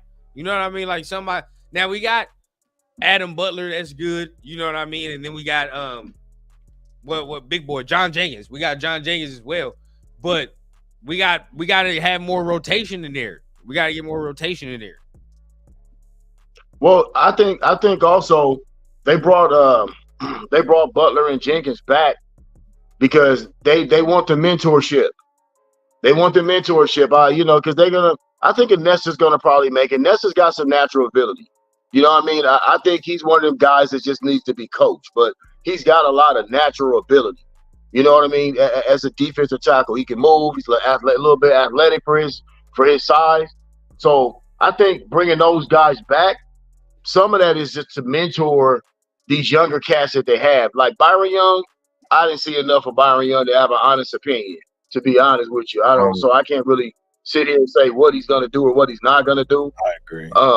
But he didn't flash last year. I can tell you that. He didn't flash last year. He had ample opportunity to do it. I agree. And so I came away disappointed. I don't have a lot of confidence in what can be done. You know what I mean? But at the end of the day, we'll see. You know what I mean? What goes on from that. But last but not least, man, we get into our final topics of the night. So salute to everybody that's in here. We appreciate y'all. We coming up on that hour and 30, man. Much love. Raider Nation Jason will be back in just a moment. Oh, yeah, absolutely. Just like that, man. Yeah, just like that. My guy is back in the building. You know what I mean? But coming off of it, we talking about all the picks and everything. So what's your most anticipated camp battle? Like, honestly, for me, it's got to be that got to be the quarterback, of course, but I think that's too easy, right? That's too easy. We all say quarterback. And of course, I need to get both y'all opinions on that before we leave. Oh yeah. But besides that, right now it's corner. I mean, but if we don't sign no veteran, it's corner. So, what's your most anticipated camp battle? Let's start with Pops, man. What's the most anticipated? Well, like you said, quarterback is, that's already self-explanatory. Honestly, that offensive line, I don't know if it's all settled there at right tackle. Like I said, I'm kind of curious to see what goes on at right tackle, even though I like Thayer Munford.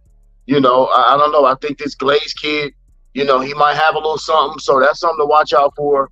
And then, the cornerbacks as well, depending on who we bring in. You know what I mean? Because I think we all got Jack Jones penciled at one spot. So basically, if we bring in a Xavier Howard, it's probably done data on that level with the cornerbacks. But yeah, let's look at that right tackle spot, man. For me and them quarterbacks, man, let's see what pops there. Definitely. And shout out to John for the question. I believe he definitely had some influence. I mean, Patrick Graham was at the Senior Bowl. Correct me if I'm wrong, but I believe he was coaching the Senior Bowl, so I think he got to see some of these players firsthand. You know what I mean? So I'd be curious to see how many players from the Senior Bowl that played in that game are a part of this team. You know what I mean? I know Jackson Powers Johnson is one of them, but as far as defensively, I want to see what else is there. But Jason, how do you feel about most anticipated camp battle? Oh, like I definitely agree with the DB situation. I think the quarterback, like you were saying, I think the quarterback situation is going to be a raw competition too, but I think it's going to end up working itself out. You know what I mean? But I feel like the DB situation for sure, and kind of the running back situation for me too. Like I kind of want to see who's going to come out on top of that second. You know what I mean? That second. Good point. Yeah, that's a great point. Didn't even think about that. The running back situation is the next one because who's going to be that second guy, right? Who's going to be that second guy? Who's going to be the guy that can come in here and because Zamir to me is one, right? That's RB1 until further notice. Right. But RB2, what does that entail? Like, you know what I mean? Do we need a bruiser? Do we need more of a speed dude, which we got in Laube now? But I don't see Laube getting that many carries like that. You know what I mean? Not year one off the rip. Yeah. I think Laube. I really think Laube's gonna work his way into a third down running back spot early. I like that for him for sure. Yeah, I think he's gonna be getting a lot of passes out the backfield, bro. He's gonna be a staple in that backfield on third down.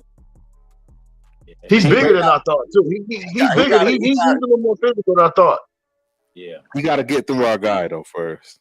He got to get through our first and foremost. Amir. See, and that's the thing. That's what I love about, look, he's proven to have done everything we've asked for, including the special teams where he's a leader in that perspective. So you got to give him his props from that respect. He's never really had the chance to get more of a role, if you will, with Josh Jacobs being in the building. So now with him gone, you got to at least give him a shot, in my opinion. I'm not saying that he's the bona fide, third down guy, right? I'm just saying that you can't just push him to the side for a kid that, is coming from where he's coming from in Laube. And again, this ain't no disrespect. I'm just saying the league is cold and it teaches you real quick.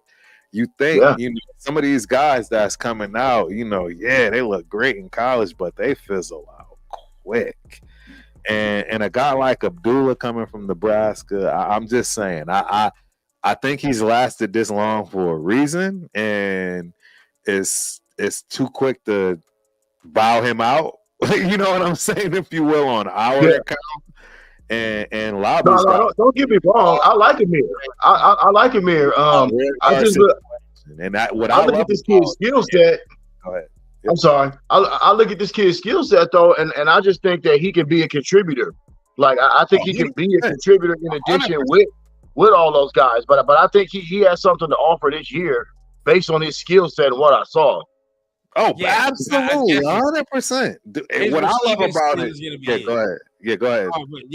His receiving skill is going to be the what separates them. You know what I mean? And who has the better impact receiving wise between him and Abdullah is how the snaps is probably going to be distributed. You know what I Not mean? only that, pass protection too. He's got to be able to pass protect. That's one thing. You ain't gonna be able to play for AP And if on third down. that's one of the On third down, you can't pass protect. I was going waiting for us to go through this because honestly, I'm not. That was my situation. Meaning you were going around asking the question, "What's the battle?"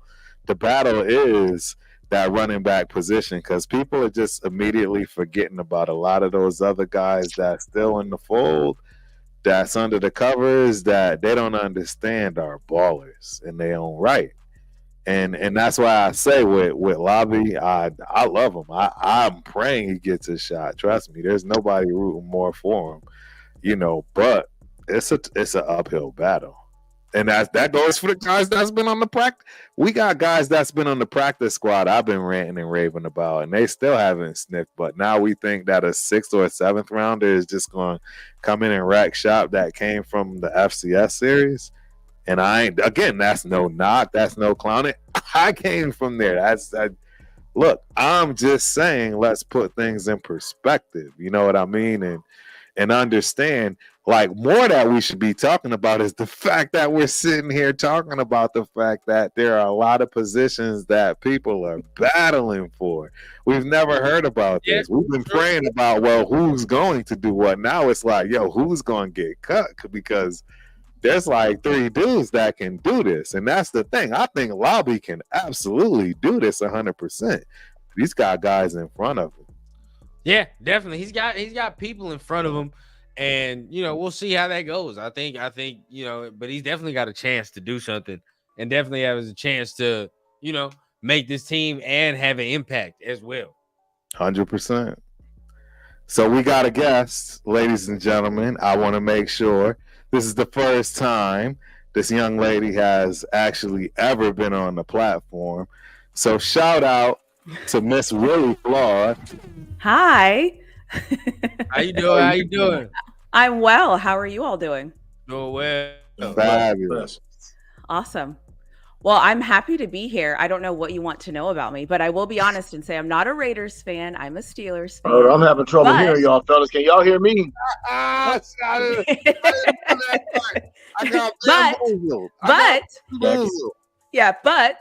I love hearing talk about different teams and I'm learning about different teams. And so I'm excited to be in a space where we're talking about a team that I can learn from, learn about, learn more information about because I'm a fan. I'm a sports fan. I love hearing it. I love learning it. And the only way you can learn is if you listen to fans and what they're saying about their team.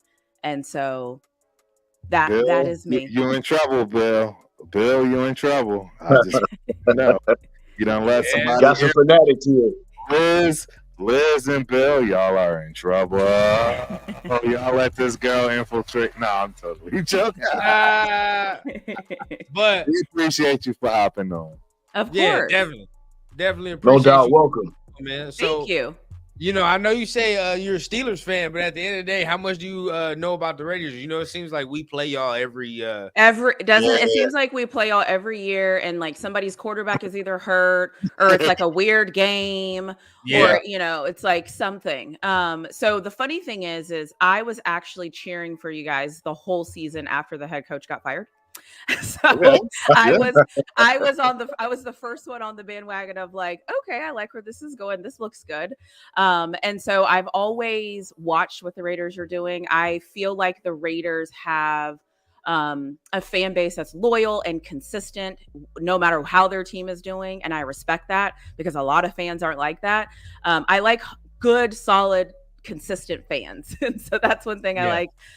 Obviously, when you guys got Devontae Adams, I was like, let's go. Love Crosby. I've been cheering for and hoping for you guys get a running back because I feel like I wasn't sure what was going to happen in like free agency or what's happening, how the team is building. I watched the draft. I was hoping for a quarterback, but then once all the quarterbacks left, I was kind of like, don't do it. So I was excited that you got Brock Bowers. so Okay. I feel like Okay. I like what I'm hearing though. I feel like from my You sure you're not a Raiders fan? yeah, I'm a football fan. So I appreciate what I think the Raiders are building and how I think the direction you guys are headed. I always say there's like being a Steelers fan, obviously some of us are like, we're going to Super Bowl every year. Some of us are a little bit more reasonable and we're like, we're probably going to have a winning season, but can we win a playoff game? That's like our hurdle that we can't get over. So I bring that same type of honesty when I'm talking about other teams and what's going on. But I also just want to say, and I wanted to come on here because I have a question actually. Sure. I am watching, I'm a Texas fan. I'm on the Colorado Buff bandwagon, but I'm not like delusional like a lot of that fan bases. What do you all think about Shador becoming a Raider if he's available next year in the draft? Wow. Hey, it's all right. Because go ahead. Sorry. No. I apologize for cutting you off, but I told them this last week, and then I got laughed at on here because I was like, "Hey, you need to watch some of his Jackson State tape." Oh, why the hell would we watch Jackson State tape? Why would you not? It's football. Yeah, at the end of the day, you have 100%. He was killing them dudes at Jackson State. Oh, went to Colorado, and that's why when he went to Colorado, I was not surprised. What he did. Well, in the that O-line first was quarter, trash, I've seen though. it already. I didn't see Colorado's O-line was trash. He didn't have no backup either. He had nobody with him yet. You got to remember, they had to clean house.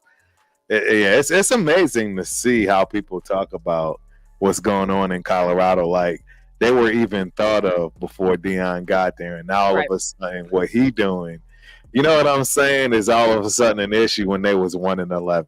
It don't even make sense. It just goes to show you that we still understand what goes on in this country. Really. And let me apologize real quick. I don't want to call them young men trash. Those are young men. I don't want to call them that. They just did. We know what you mean by that. And see, that's the thing, Papa Rundown. We know that. We don't. Yeah. When we talking about people out here, you talking to people that have done this, that have gotten somewhere in their life from playing football the whole night. We don't mean any disrespect, any harm. Yeah, none. Yeah, no whatsoever. We're just talking that talk. You know what I'm saying? Yeah, exactly. No, I mean, that's what I was saying for the last 6 games of the season. So I hear you. Look, if they was pros, we could call them trash. But they still college young men. So exactly. they ain't getting paid yet. So I agree. No, at the end of the day, but Pops, how would you feel on Shador? I like Shador. Last year I think he tried to do a little too much in certain instances, and then you can kind of see there's some things that he needs to work on. But no doubt, the kid's pedigree's there. I would love to see him. He'd be a natural fit for the Raiders.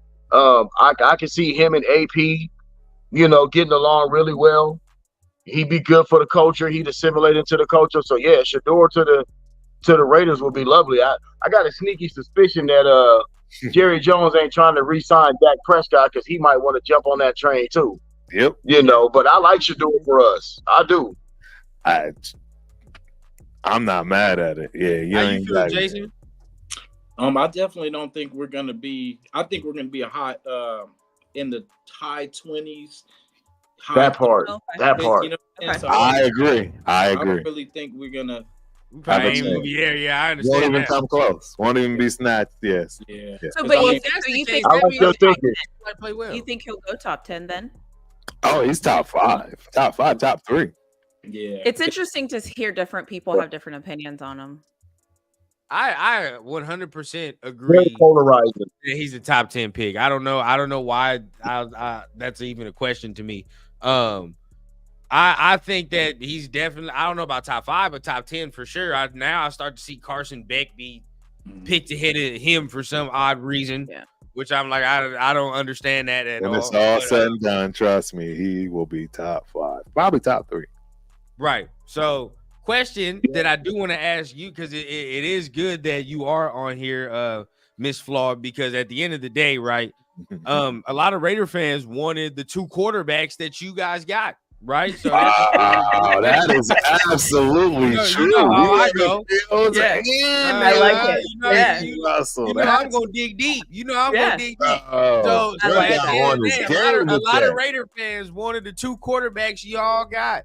Rundown, you on your game today, bro. Don't you start that. We opened the link. Don't you start that. You on your game today, Rundown. Get you on here, though. We gonna get you on your game, Rundown. Hey, Rundown, real talk, bro. You the GOAT for this question. I love it, bro. You the GOAT, bro. You know, seeing as you got Fields and you got Wilson, right? How excited are you to see those two, right? You know what I mean? Like, do you have faith in that, or like, how do you feel about that? Yeah. So, you know, what's funny is last year, this fan base is never, well, you know, no fan base is ever all on the same page of who you want, what you're hoping to get, your hopes and prayers and all of that. This has been the first offseason since I've been a Steelers fan that I think we met all of our needs. And so we don't know what to do. We don't know. Okay. We don't know if we should be extremely excited. Like, it's almost like it's too good to be true because our quarterback play has been so bad since Ben left. Even, let's be real, like 2 or 3 years before Ben left, it was still pretty bad. And so for us, we're like, okay, we have 2 quarterbacks. There's stuff going on Twitter right now where it's like, here are our 3 guys and here are our new 2 guys. Like, how did we do this? How did we pull this off? So I think we're concerned. We're cautiously optimistic. I think anytime you play in the AFC North, I think the AFC North is the toughest division in football. I think anytime you play the AFC North, you know, you hope that you can be better. And this puts us better. I always say also one thing that a lot of people don't think about when they look at the AFC North, the Steelers are 7-1 against the AFC North last year. And we were not very good and we did not have a good quarterback. So, you know, it's like if the plug and play is true, which, you know, sometimes it is or isn't, I mean, this sets us up to be great, but, you know, cautiously optimistic. Interesting. Great point. That was a great point. Before we continue, right? You know, shout out to my guy John for the super. He wants to hear a Raiders from Flawed. Come on, Miss Flawed. You can do this for us. You know, I don't know if that is supposed to happen when you're a fan of another fan. For us. It doesn't matter. It's the same. You can give us a Flawed. You can give us one of these Raiders. You know, I'm being Brad. You know, Raider. Wait, is there an N in it? Rand? Or is that a typo? Is there really an N in it? Raiders. It's just the Raiders, man. It's just okay, Raiders. Listen, because he paid for it. Okay. Raiders. There we go. Hey, we got it. Because he paid for it. That's all we need. Thank you, John. We love you, John. We absolutely adore you. God, Jesus. But I want to go around Pops right now because she talked about, you know, Fields and, you know, the Wilson situation. Now that it's pretty much all said and done, it's all set in stone. I'm going to go with Pops, then Jason, right? Compared to the Steelers situation, because that could have been our situation in another time stream, right? So compared to their situation, how are you more confident in our room versus that room? How do you feel? Interesting. Isn't that interesting that both teams are in the same kind of dilemma? You know what I mean? That there's a nice, healthy quarterback battle that's going to be brewing. Yeah. Although they say it's Wilson's job first. That's what I'm hearing. But you know, you know, honestly, I think that I like our situation. I like our situation based on what we have around both of these quarterbacks, based on what we've added to our offensive unit. You know, we already know what Gardner Minshew can do. You know, I must say I went back and watched some more highlights and just really kind of took my time and digested and slowed down and watched. He's very capable. You know, and I'm always of the adage that you don't have an elite quarterback, a Patrick Mahomes, you know, or Aaron Rodgers, you know, all these type of guys. If you don't have that, then what the next best thing you need to have is a good, capable quarterback, and you put weapons around him. You gotta start putting things around that quarterback to help him be successful. So I think that our situation, based on the talent we have, I mean, Everybody's not running a Devontae, a Jacoby, all these guys out here, you know what I mean? 2 elite tight ends and, you know, what I think is going to be borderline elite offensive line. I don't think everybody has that, you know what I mean? And Pittsburgh had line issues last year. You know what I mean? They struggled. They had offensive line issues. I like our situation a little bit better, you know, if I'm just being honest, because of the whole of our parts. So I like us. I like us a little bit better than that.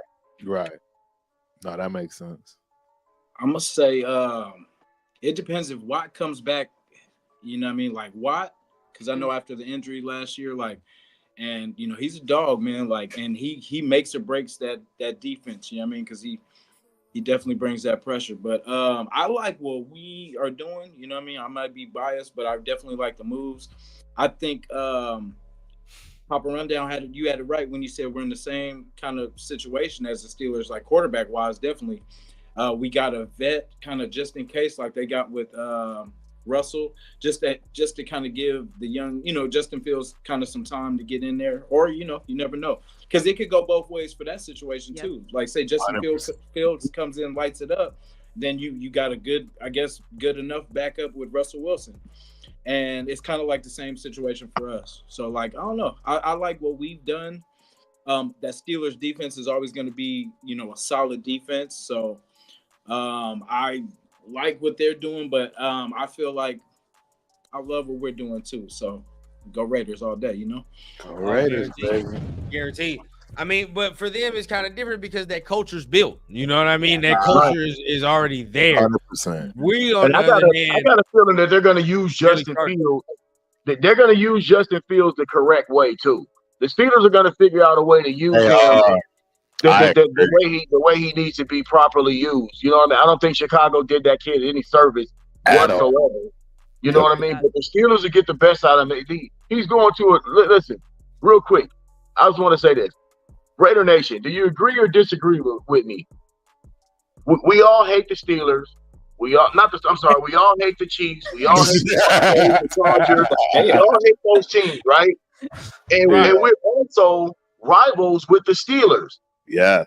But the thing is like, do you really hate the Steelers or you just respect the hell out of them and want to beat them? Because that's how I feel about the Steelers. I don't really hate the Steelers. I respect the shit out of them.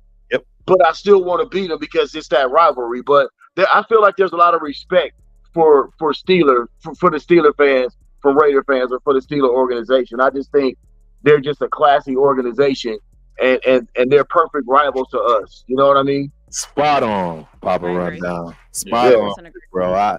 We don't exist without the catch, without the back. The maximum reception.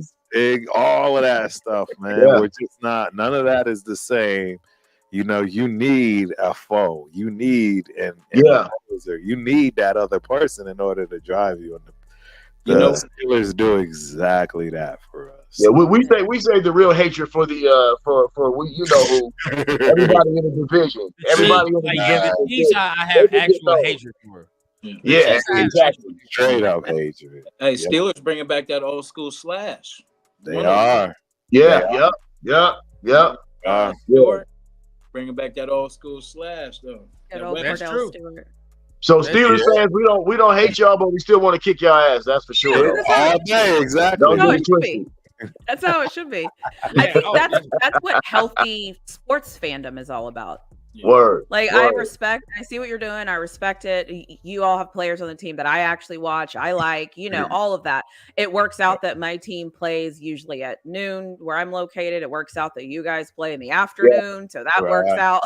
So it's like you get to consume both ends of the spectrum. My friends and I always often talk about this. I think the Steelers are just a pillar of consistency, and they're just a pillar of just football. Right. And if you don't like a Steelers fan it's we don't do anything. We just are basic. Some of us are annoying, but the core of us, we're the same. We just want to win games. We want to win games and then go to work the next day. That's it. Yeah. Because Oakland was that way. You know what I mean? I think that's why it was such a rivalry because, back in the 70s, that's the kind of town that Oakland was as well. blue collar. Exactly. You know what I mean? You know, but both cities blue collar. You know, hard working cities. You know what I mean? With a tough image. So I just think those two teams are classic together because of those similarities. You know, don't we play them this year? We play them. We play the Steelers. Yeah, we play the whole. We do. Of course. That's right. We do. Or do you know if it's home or away? I know the schedule's not out. It's home this year. We don't know. It's got to be home this year because it was away last year. So it's got to be. No, last year we came to. No. Y'all came to Allegiant last year. Yeah, it's at Pittsburgh. No, that was the year before. That was the year before, right? No, because my boys went to that game. No, last year they was at Allegiant. We probably were on Monday night. It was the first. On Monday, Sunday. It was a Sunday night game. It was a Sunday night game. Was that the home opener or was that the? It was the home opener. Yeah. And that was a damn game we should have won too. Should have won that game. We blew that game. Yes, and we were sick about it. But can I just say something? Like, as a Steelers fan, we win ugly. Like, we win the game, but everyone's like, no, not the Steelers. Like, take the other team. And then we come out and people are like, how the hell? Like, what did they do? And it's like, we just know how to win ugly. That is who we are. I mean, take it or leave it. But at the end of the game, it's like, are they really going to pull this off? That's true. Well, there's something that's going on that y'all don't know about. And, you know, I'm bringing it up because obviously I'm a proud papa. Shout out to everybody and anybody that knows I'm always bragging about my daughter, Terrenciana. She is a golden gopher. Yes, that's right. She's a gopher girly. And guess what? Mike Tomlin's daughter, she's going to Georgia. She's going to University of Georgia. We're talking gymnastics, ladies and gentlemen, if you don't know. They've been battling back and forth for a long time now. This is their final senior year. We're going to Daytona Beach next week. 4 nationals for the finals. This is Mike Tomlin's daughter's last season. This is my daughter's last season.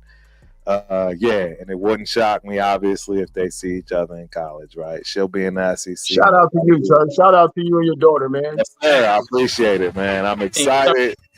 Yeah, it's a big deal, man. And who doesn't like Mike Tomlin?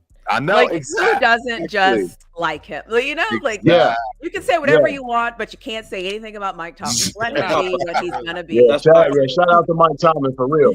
We hope we got our Mike Tomlin now.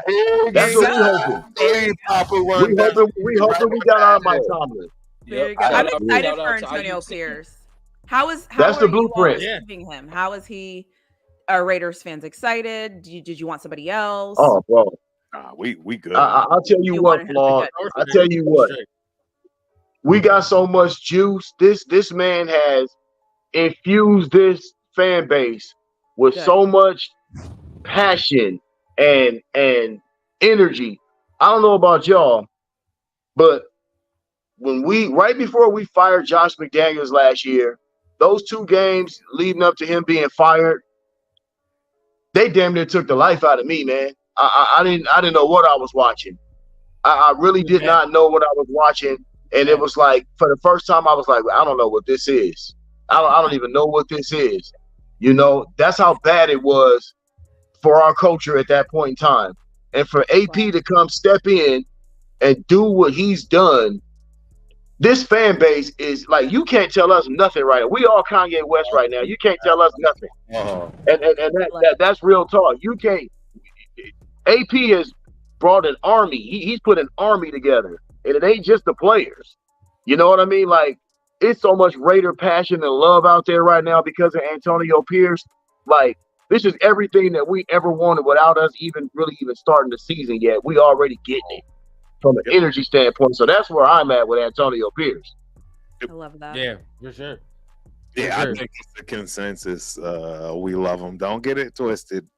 There's fans in every group, you know, whether it's the good old boys, however you want to look at it, that they're going to want to see what they want to see. And that's just facts. I don't shy away from those things. That's just the reality of Pittsburgh, too. Hey, shout out to Chris, right? I tell Chris all the time, man. He thinks that, you know, he's having a hard time right now because he's realizing our fans are just not the greatest. And I'm like, bruh, it's all of them. They're all the same Yeah. way. It's no different. We're not special. I like to think we were special. Like, why are our fans so? No, they're all dumb. What do you mean? You think it's what you saying? You think it's a segment of fans that don't want AP? They don't want AP to do well? 100%. Oh, 100%. There is a segment because I will say this. Now, I'm gonna let Jason go and say how he feels. Big bro, you already know, big bro. It's a marathon, bro. It's the Deion Sanders effect. Same thing. You know what that is. Like you said it. 100%. You already know what it is, dog. I mean, 100%. Sometimes they just they gonna hate on you because it's different. It's different. Mm-hmm. You know what I mean? Like, this is not how we do things. This is not how things are supposed to be done. You know what I mean? We know what that is, but shout out to Mark Davis. Mark Davis said, man, the hell with all that. Yeah. This is Raider Nation. We got a different fan base. We do it different. Boom. How you feel, Jason? You feel the same way? Yeah, if we had kept McDaniels, we would have for sure got Jaden Daniels. But you know what I'm saying? Like, yeah, bro, we'd have been all messed up. Hey, it felt like because I like that. Papa Rundown, I feel you because it felt like self-sabotage. Like, because I knew we weren't that bad. Like, even though the roster we got right now is fire, but then I still felt like we ain't this bad. We shouldn't be losing these games. And no doubt. And it was already a bad thing for us, as Raider fans, our pride and our just knowing what the Patriots has done in the past and stuff like that. It was one of those things like we had to kind of suck it up. Pause. Yeah. But we had to definitely swallow our pride, and we definitely had to swallow our pride to because they came from the Patriots, and you know how we feel about the Patriots. Oh yeah. It's like, but for the love of our team, we tried to put faith. We did. And it was just like, you know what? Nah, not like this. Not like this. Didn't work out. When AP came in, and remember when he benched Marcus Peters? We were talking about it all year. Like just him being the matador out there. And then just for him to just, because it takes a lot. It takes nuts to go in there and, you know what I'm saying, be like, look, bro, you know what I mean? You're not giving your all. You know what I mean? Shit ain't working out. Yeah, your past and everything that you've accomplished, that's cool, but we need you right now. You know what I'm saying? So what you're doing isn't helping us, so we need somebody that's hungry. So, and look how we went with Jack Jones and never fell off. Picked it up. Yeah. You know what I mean? So far I got faith. I'm riding with him, man. I like it. He's a Raider at the end of the day. I like that. Raider all day. Truth be told is in the building. The people's champ. I like that. My man said he's the people's champ.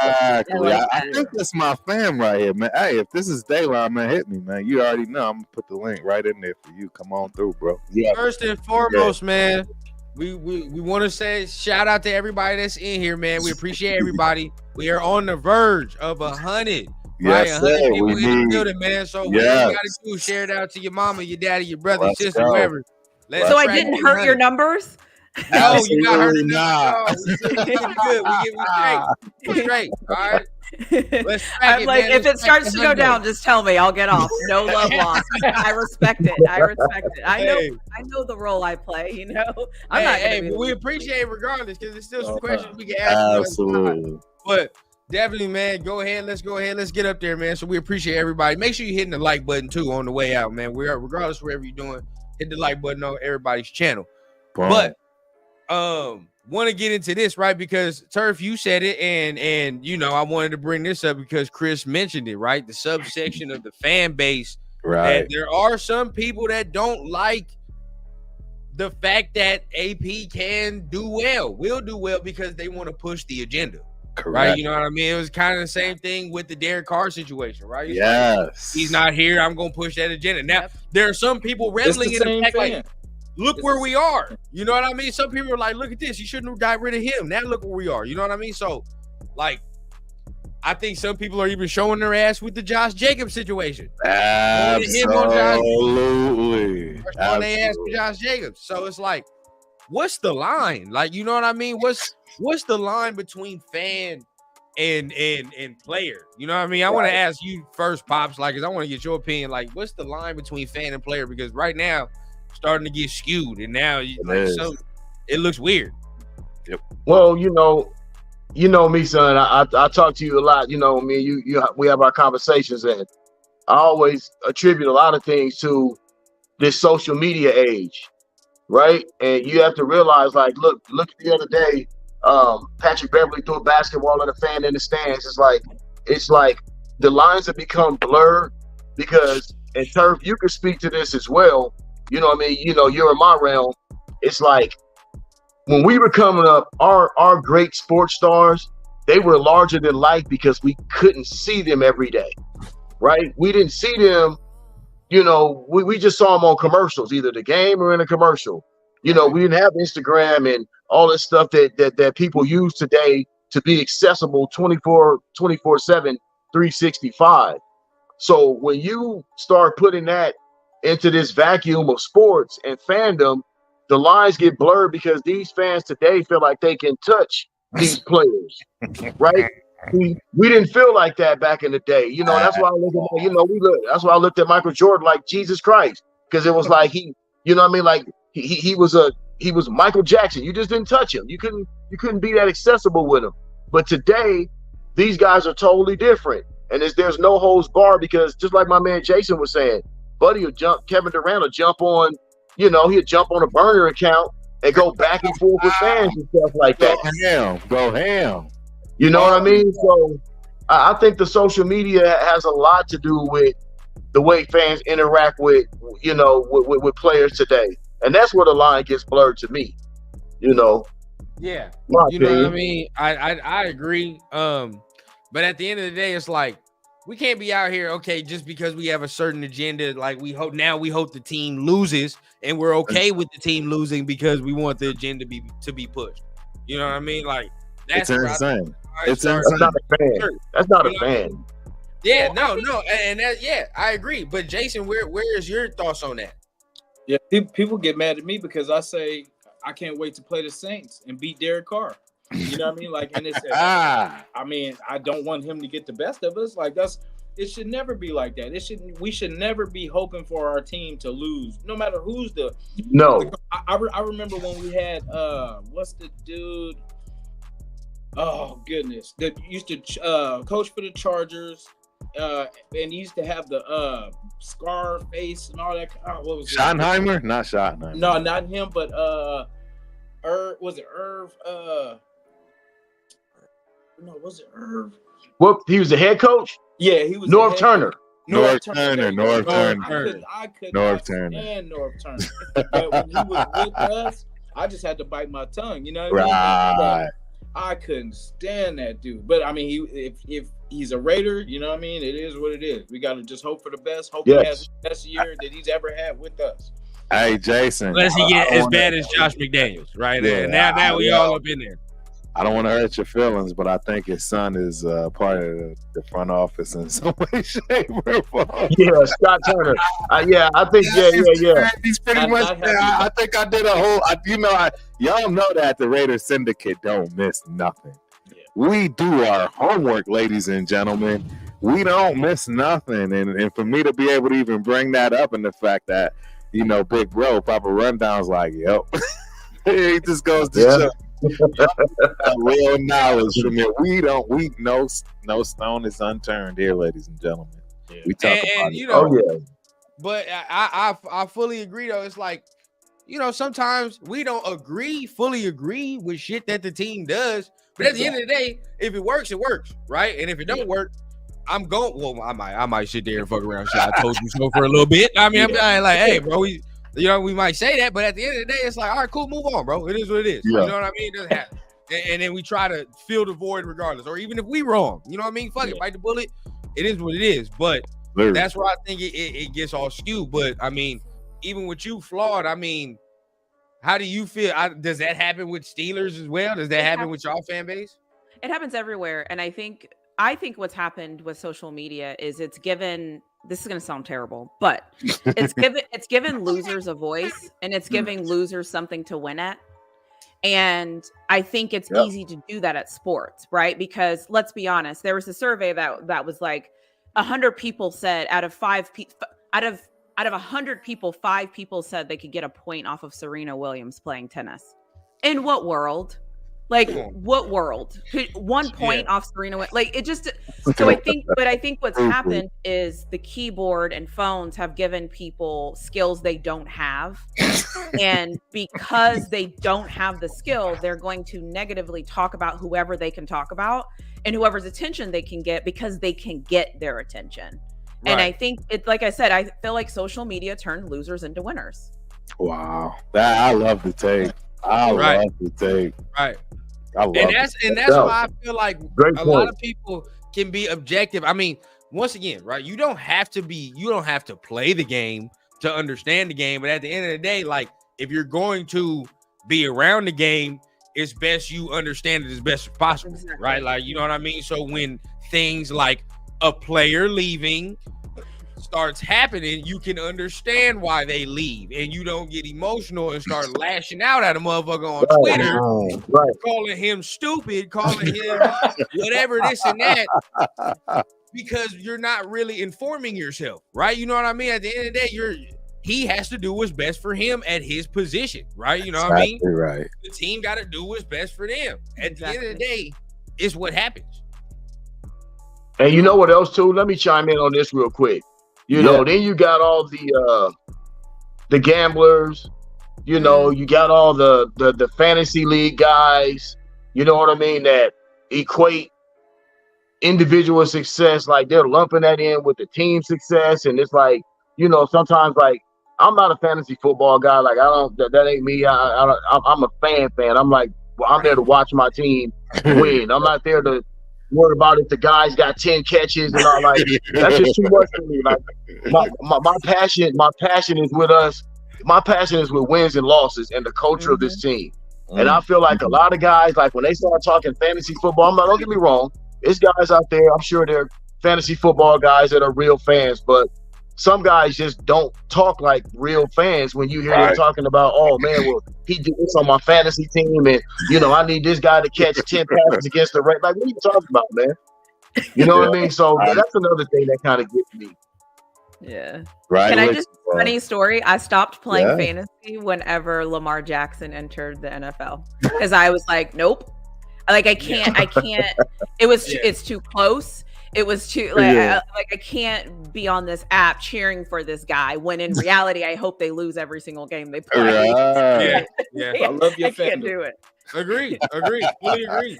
You know what I mean? And that's and even when they go to another team and they've been on your team for a while, it's like at the end of the day, I hope you do good, but if you play us, I want to stomp you. You know what I mean? Like, and shout out to Jason for saying that. And I cannot wait till next Thursday. Turf, we wait for the schedule release. That's gonna be on Thursday. It's gonna be wild. That Turf Rundown show gonna be crazy on Thursday. That Turf and Rundown show gonna be wild. But at the end of the day, I can't wait till we see when New Orleans is on the schedule. I'm gonna be front and center, boy. My ticket is gonna be paid for to watch that ass whooping. I want that. You know what I mean? I want to whoop Derek Carr's ass. If we play Green Bay, you feel what I'm saying? If we play Green Bay, I want Josh Jacobs to have negative 5 yards. But if he play anybody else, hey, power to you, bro. Like it is what it is. I'm not gonna be mad about it. We made a decision, and it was time to make a decision. Then we could put it. Are we going to New Orleans this year? Are we going to New Orleans? Absolutely going to New Orleans, big bro. I'm there. New Orleans. Say less, baby. Then we can put it to bed. Then we can put it to bed. That's your favorite gumbo. All that to bed. Then it's like, okay, we got you. Now, good luck to you, brother. You know what I mean? Put it to bed. Yeah. So, yeah, I'm definitely looking forward to that one and the Chief matches. All day. Yeah. Good old Chief. So, does anybody like him? No, nobody likes the Chiefs. No. No. Like the Patriots. Nobody why would you cheer? Who would cheer? Like, unless it's your team, you know, I got it. But who would cheer for them? Stop it. Only losers. Only losers. Yeah. And nobody.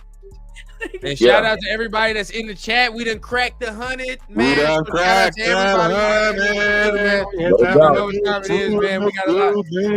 Appreciate everybody in here. Make sure you're hitting the thumbs up on everybody's channel, man. Hey, that's what's half the team, ladies and gentlemen. I just want to let y'all know we got half the team here. We normally crack 200-300, so This is amazing, outstanding. I mean, this is the credit to the chat. Chat lives matter. Appreciate y'all. We get down. We love y'all for real, man. It's Right. nothing without y'all. So for sure. And I think I'm that's just here it. so I don't get fined. No, I'm just Hey. Y'all Look, she a Raider fan. Look, she put out Raider quotes. She a Raider fan now. Oh yeah.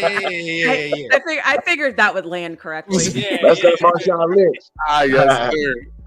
But that's the thing about being a fan. I feel like hit the thumbs. I was going to say, I feel like when you're a fan, though, you can have these conversations with fans. Oh, yeah. That's part of being a fan, is like we all are here because we love football and we want to talk about it and we want to learn and we want to win and we want to do all the things. And I think that's what makes it amazing is when you have fans that can just talk. We don't have to cheer for the same team, but we like the same things. We want to win. Right. We want to win. We want to be good. Right. So it's like I want my offensive line to block. We all want the same things. It's just we cheer for different teams. Do. Yes, we do. Yeah. Huh? Look. I feel like that. We feel like that about the teams, except for the ones in our division. Fair. Right. So and honestly, another, and we got to think about this, y'all. Right, and because I want to bring this up. In the building. Yeah, and shout out to Cal, my guy. But I'm gonna bring this up because for our last little segment, we can talk about the schedule release, what we want to look forward to. But another layer to that New Orleans game is we're gonna see who made the right first round pick at that point. Yes, sir. Big Bowers, we got Bowers. They picked Fuaga. A lot of Raider Nation wanted right to pick after. So now, right. Max shout out to Countdown with this comment right here. Can I just say, if Derek Carr is healthy, because he last year, I'm like, what, is he playing? Okay, he's not playing. What is he doing? Even if he is healthy, I don't think it matters against us. Yeah. No, I was just gonna say, I want to see him play against his old team. I feel like every time he has a chance to play against somebody, he's hurt. No, I see what you're saying. And to be honest, that is a Raider way. We don't want to beat you at your worst. We want to beat you at the best. So Derek, don't come talking about you hurt. Yes, sir. Didn't he say he was gonna punch Max too? Yeah, right. He had all kinds of little chatty patty chats. Like you don't try to soften it up, homeboy. You getting banged on. Yep. No Diddy. You getting banged on. Hey, fellas, speaking of the salute. Hey, speaking of the schedule, yeah. Speaking of the schedule, I'm trying to look. I feel like for some reason I need to be in that first game in Vegas. I feel like the energy is gonna be electric for that first game. It's gonna be nuts. No, it's gonna cost an arm and a leg, damn it. But I think I might have to do that one. I think I might do that for number one. That's what I was just going to tell y'all, because y'all remember we was over here debating and talking about that Steelers game and it being the first game. Trust me, Turf no, because I made the mistake and brought both of my boys to that game, and I will never make that mistake again. It was past expensive, and we didn't even sit in the seats I always sit in. So, yeah, it was bad. I always say one thing the Steelers are going to do, they're going to raise your prices, and there's going to be a lot of yellow towels. Yes, it was a lot of terrible towels in that building.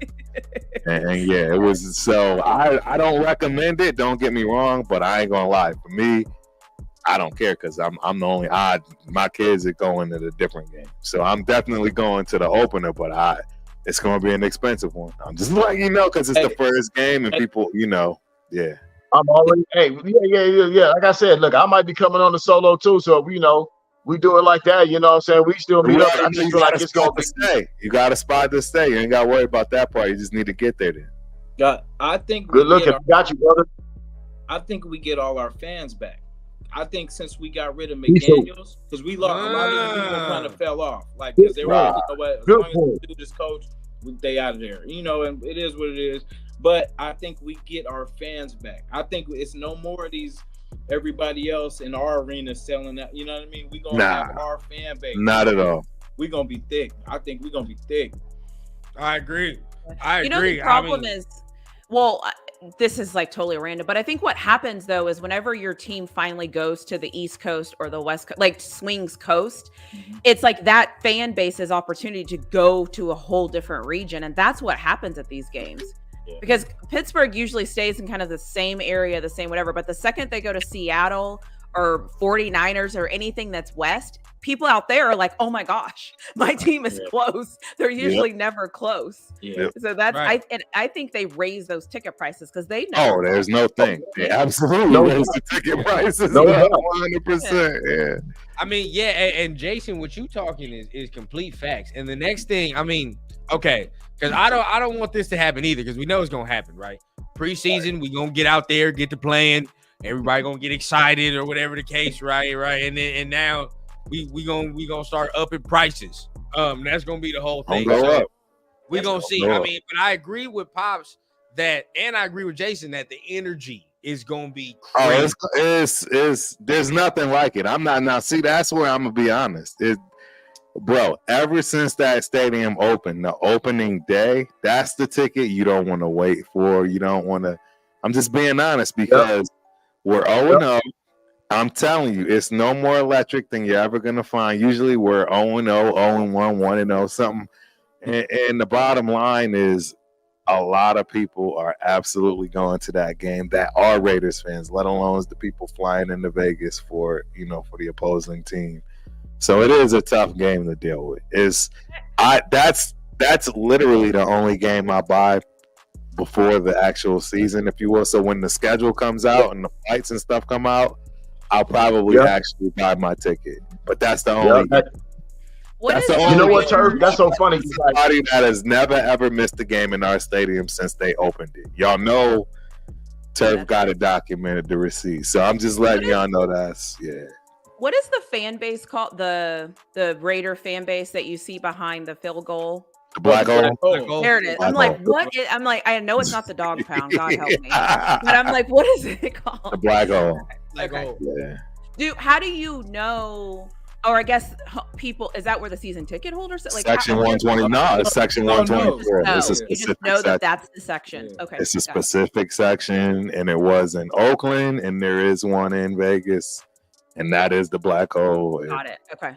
It's 124. Yep, it's 120. I will say in the Legion, like every seat is pretty much a good seat. When we went that one game we went to, that was a great seat. It's no bad seat. Taj Mahal in there. Yeah. No, real talk, ladies and gentlemen. You know what else I like about that stadium too? Like when it's full and it's on, and Raider fans are in there, that stadium rocks. Like it gets loud. Like so, it gets loud. I'm telling y'all, I haven't missed a game there. I've heard it at its best. I've heard it at its worst, and our home is second to none. I mean, how's the food? Tell me the things that I care about. How's the food? So, Turf has been through every inch of the stadium. Obviously, I got it documented. The bottom line is if you really, really want that crazy experience, find a way to get VIP status. You're going to get a wave of the finest food you'll ever get at any stadium for any game in any sport. And then the drinks. Again, it's just, you absolutely get what you pay for, in my opinion, unlike other places. I know for a fact I've eaten and drank well over $500-600 when I'm at a Raiders game. I'll do $500 in drinks alone the first half. Well, listen, the way my bank account is set up, that's not happening. But so that's really what it boils down to. I said, that's crazy. I'm over here. Hey, I'm at the game. I'm sneaking what I got in. At the end of the day, it's impossible to sneak in. And it's impossible to sneak into Allegiant. Trust me. We done tried every which way till Sunday. Hell, they even get you when it come to, nicotine. How I used to sneak the Henny into Oakland. Remember I used to sneak the Henny in Oakland? You had it in the Ziploc. I take the Henny bottle in Oakland. I take I pour it in the Ziploc bag, though. I'm up in there with the Henny, dog. Yes, sir. That's what's up. Yeah, Oakland. It was a little different. A little different than Oakland. I want to real talk about the schedule, right? A lot of talking. A lot of people have said this because now it comes time, right? A lot of people want the Chiefs week 1 at Arrowhead. At Arrowhead. Get out the way. I'm mad at it. I'll be there. Yeah, I'll be there for that game. My guy said, "Get it out the way," right? Yeah. Hey, bro, you know if we do go to Arrowhead game 1, I'm there too. I'll do that too. Yeah. I'll do that too. That's a I got people there too. Boy. So yeah, I'll have it set up for us if they do. That ticket probably be cheaper than Vegas. Yeah. Oh, there's no might be. I guarantee you 1,000,000% is cheaper than what Vegas. What else is there to do there? Yeah. Barbecue. Kansas City is dope. Barbecue. No, I'm just saying, like, what other activities would bring you? Kansas City is dope. So the downtown system is set up really nice to where you can pretty much get to every and anything, right? All your vices, your drinks, your bars, whatever type those are. The stadium is really nice. The barbecue is the best in the world, in my opinion. I ain't gonna lie to you. I mean, and I live in Texas. You know that. Yeah, you know that really, Flawed. I'm right here in Texas. The only thing I'm gonna say Texas got over Kansas. I'm killing myself. I might as well just not walk out the house tonight. I was about to say, I hope nobody the only thing I give Texas over Kansas City is beef brisket and beef ribs. That's it. Anything else, Kansas City is wild. Oh, I got so many restaurants. I'm down for that one. Oh, yeah, I'd have to taste that. That have to be on the list. So I'm telling you right now, is nothing better. I'm telling you, there's nothing.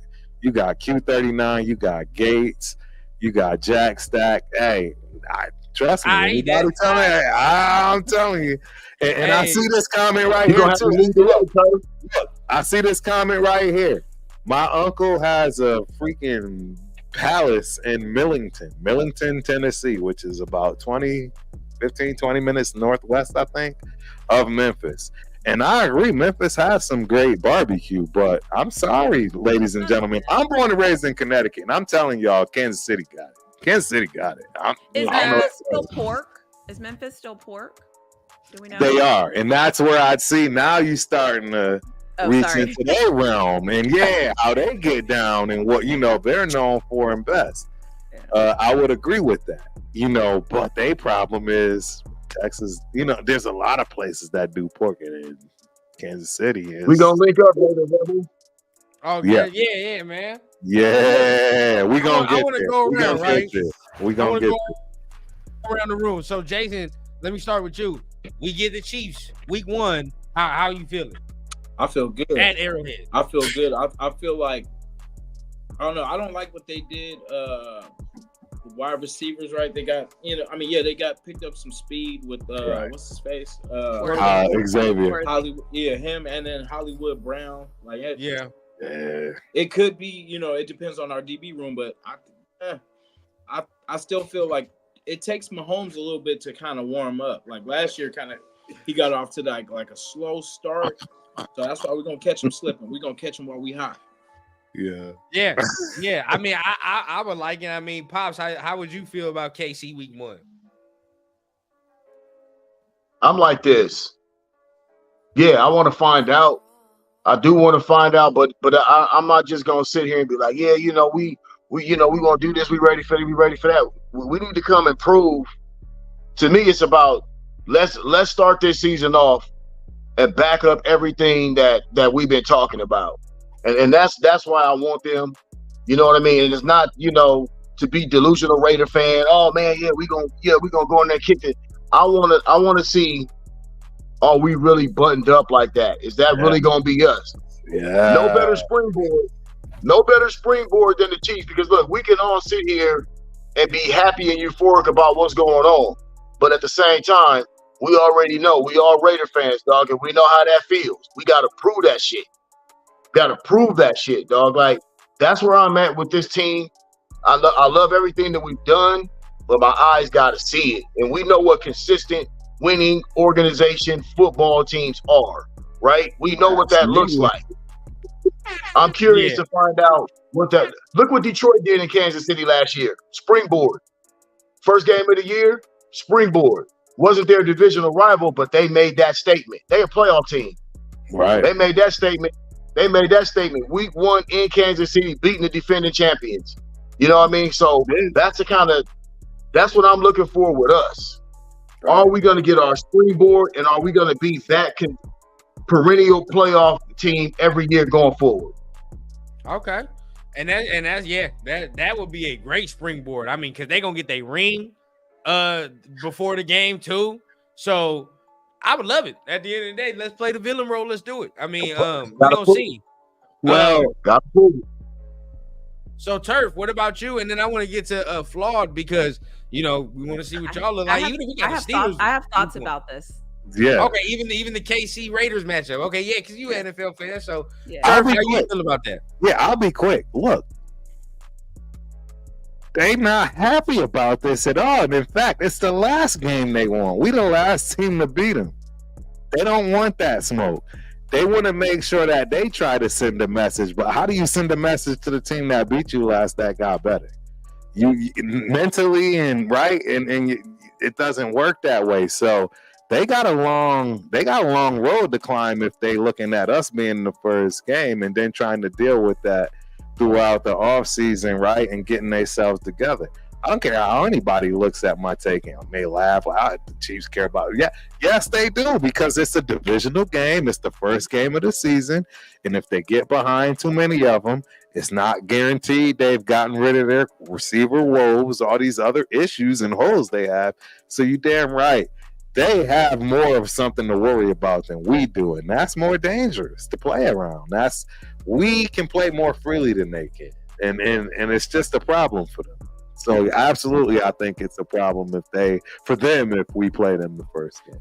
Very good points, sir. Very, very good points. We'll point that out too. Just because they draft worthy don't mean that that is gonna work. It's gonna work. That's one. Now I do like the fact that they drafted that Kingsley guy from BYU. I do like that. That was actually a good draft pick. They did a lot of good things in the draft. Yeah, but gentlemen, Patrick Mahomes can't throw the ball to Worthy if he's on his back. Yes. Right. That's one of my Wiggins in his mouth. Right. Yep. We talking about that defense, right? All that is a problem. We talking about that defense, right? And that's what I'm banking on, bro. That defense, got to do its thing. Yeah, man. I mean, definitely, it's got to do its thing for sure. And that was a great point. But Flawed, you said you had some point, right? Yeah. So the first thing I was thinking is, first game of the season, the last team you would really want to play is a division rival. Anybody. I also think that Kansas City is in a no-win position, meaning if it's not a blowout, if it's close, or if it's anything that gives them any seed of doubt that they're not going to be dominant, it's a problem. I think it's a problem. I also think whenever you have speed receivers first game, it usually the connection isn't quite there. Hey, you don't know how fast he is. You don't know what it's going to look like in a game. Yeah. You know what I mean? So I think that there's that kinks that they need to work out. I also think too that the Chiefs, in my opinion, they usually start out slow. They and I think that's what actually they always have. They do. They kind of start a little bit slow, and they're a little older, and it takes you a minute to kind of get going. And so I would be interesting to see if they even would get up to play this game. No Diddy. And if they did and lost, that even makes it worse. You know what I mean? So it's like, I think they have more to lose than you. More pressure on them. The pressure is all on the Chiefs. You guys just show up and be who you are, and just show up and kick it. Be great. Yeah. Show up and do what you're supposed to do. They have to worry about everything else. I agree. I mean, but listen, guys, listen, and lady, you gotta remember though, these are the two-time defending Super Bowl champs, man. I mean, honestly, it ain't really too much that they really got to worry about. They done slapped the shit out of our division. That's a fact. For real. Let's be real. Like, that's where I say. That's where I say. Okay, yeah, we want to stick our chest out, but we got to do that shit. We got to do it. Like, okay, we did it on Christmas Day, but like we're gonna have to show them, like, hey, we here every time y'all play us from now on. This is some new shit, right? Like that's how we have to approach this football game if we play them like that, because I guarantee you, man. Look, they like, man, we done already celebrated in y'all locker room. We done did this and did that, man. They feel like they got a psychological advantage over us. Point, Papa Rundown. They do. Like we got to go in there and hit them fools in the mouth, man. Like, honestly, we got to go in there and take that shit from them and let them know it's not going to be the Kansas City show in the AFC West like that from here on out. And I feel like we're the team. I don't think we know Denver's trash. And I've never met a Charger. The first time I meet a Charger fan will be the first time I meet a Charger fan. But what I'm saying is, but what I'm saying is, those two teams are equipped to handle them like we are. I really think we're equipped. We're going to be the team that they say, "Oh shit, we got to play these motherfuckers again." Right. So as you can see here, right, this is for Flawed as well. The Steelers are home opponents. I know it. Right. I know it. Steelers are home opponents. You look at our away opponents, right? So Cincinnati, the Bucks, Baltimore. That's tough, right? That's tough. Saints can't wait, right? And then you talk about Miami. I want that one. I'm not gonna lie. I don't care if it's in Miami. I want that one again. If I was the team, me too. If I was the team, if I was AP, I got that bitch circled. That Miami one, I got that one circled. And then the Rams one. The Rams one, I got a circle just because of that 2 years ago. I was that Baker Mayfield one, I need that one back, bro, for real. So when you look, I'll be there for that one too. I got to go down the street for that one. I got to take a little ride down the street for that one. Yeah, I need that. Can I ask a question? Is the fourth house the Browns? Yeah, we play the Browns. Why don't they put their symbol on there? That's weird. There is no symbol. They don't have a symbol. That is their helmet, So that's my dad's team. Yeah, that's my dad's team. That's actually a game that my mom is trying to get everybody. I told her, Mom, you should have picked the Cleveland game in Cleveland because it's way more or less expensive.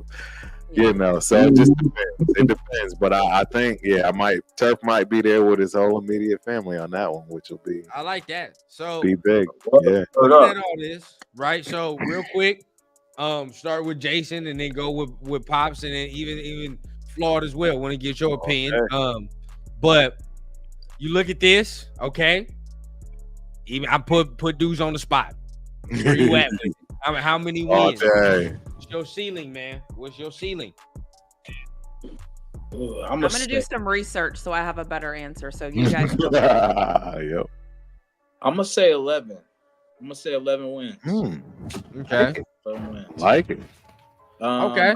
I see us, because I really see us taking care of Denver. I see us. There is some tough matchups in here, though. You know what I mean? Like Baltimore is gonna be crazy. Yeah, it's tough. Cincinnati's wild. We got hella playoff teams on this schedule. Yeah, Cincinnati at Cincinnati is wild.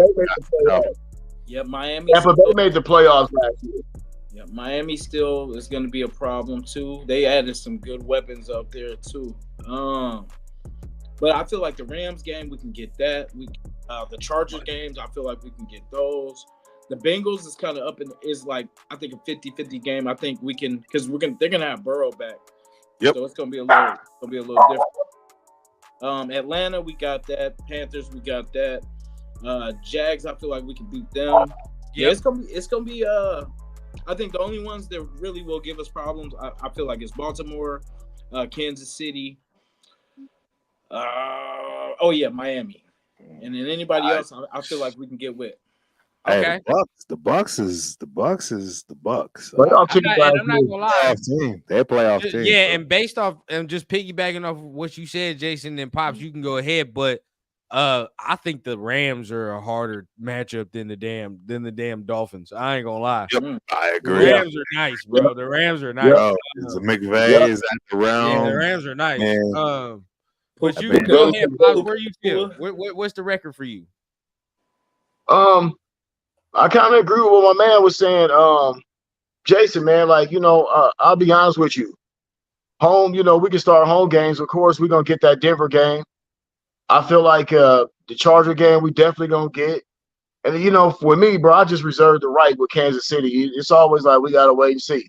That's just how it crack with them. We know that. We all know that. I mean, we could win. We could win at least one. I feel like we should at least split with them this year, period. But, yeah, I feel like we beat Cleveland.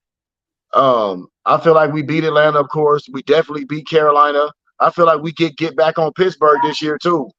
Sorry about that, Flawed, but yeah, I feel like we should get back on Pittsburgh this year. We need that get back. We need that. I need that. We can beat the Jags. Beat Jacksonville. Yes, we beat the Jags. Yeah, we smacking Jacksonville. And then the Rams game, that's tough, but we will have some fans in that stadium too, though. So, that'll be a nice little battle there. You know what I mean? The Dolphin game, that one's gonna be tough, I think. You know what I mean? I would love to see us get that one, but I think we get the Saints. Baltimore's up in the air with me, you know that. No. Tampa Bay, I think we're more talented than Tampa Bay. Depends on when we're playing them. Are we playing them like early in the year where it's super hot and humid? You know what I'm saying? So it's like some of those things come into. You got to remember when we play these teams as well. You know what I mean? Are we playing Baltimore in November and December? Or are we playing them in October? You know what I'm saying? Same thing with like Cincinnati. Some of these teams that these cold weather, cities. You know what I mean? So it kind of varies with that. But I feel like we got 10, 11 wins out of this. If we get off to a good start, it's always paramount we get off to a good start. I agree. That's what it is. I mean, Turf and I already spoke about how many wins we might see. I said 10, right? I said 10. I think 10 will be solid. Yeah, and 10 gets you in the dance. And that's always the baseline mark. Yeah, 10 gets you in the dance. That's 2 more wins than last year. Yeah, right? Can you get 2 more wins than last year? Realistically, if we weren't bullshitting at the beginning of the year, we might have had them 2 more wins. So, no. I said 12-5 last year, so I was. Oh yeah. Well, I mean, look, nobody could see, and that's the thing. That was the problem with that whole regime coming in and us expecting them to actually learn from their mistakes and move forward and actually build a team around, you know what I'm saying? The goddamn team, not your system and your bullshit. I'm sorry I had to say it out. Y'all know Turf don't curse, but Jesus, it pained me to no end to watch this man just dismantle everything and just that's why Belichick got a job. Nobody want to know more. That's why they didn't hire Belichick. It was so bad, bro. It was that whole stripping our team of everything that it was ever, before he got there to enforce his rule and his law. It just goes to show you the type of person, I'm just glad it's over. I don't think he's ever going to learn. You would have thought he learned from Denver, but absolutely not. Absolutely not. And last but not least, Belichick not getting a job is a referendum on that. Nah, but see, it was an aftermath of that, honestly. But because there was no success and Belichick wasn't doing anything. But last but not least, before we got out of here, Flawed, right? What do you feel about what you see here? And of course, the matchup between the Steelers and the Raiders. Yeah. Yep, so based on my Google searching and researching that I've been able to do, so I'm going to go with 10 wins. This is just me coming in from this, not doing too much. But there's a couple of things that I researched when I saw the schedule. First, I was looking at how far these flights are going to have to be from Vegas to Miami, and then from Vegas to Tampa Bay, and then Vegas to Baltimore, because I think that travel does wear and tear. I think the Steelers one year when they were struggling, it was because they kept having to go to the West Coast. It was like they were coming home, and then next week it was off to somewhere, and then they had a Monday night game. I believe it was like in Carolina or something, and then the very next week they had to go somewhere far on a Saturday or Sunday night.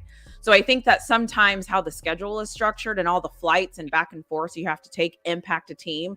You don't necessarily lose because you're not the better team, but you lose because your body just, you can't do it like you're supposed to.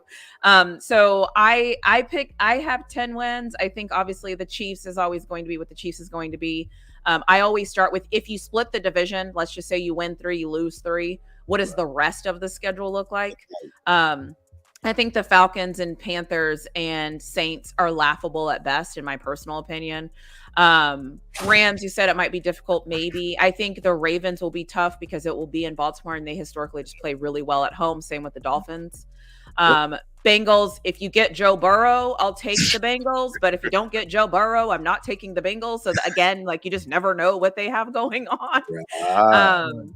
Browns, because they're coming to Vegas, I'll take the Raiders. And then my Steelers, I'm going to be honest here, I don't fucking know what they got going on. So if it's like week 4 and it's like we just put in Fields and not Wilson, and again, if I say right now the Steelers are going to lose, guarantee you the Steelers will win. If I say the Steelers are going to win, guarantee you they will lose. So I just can't call it.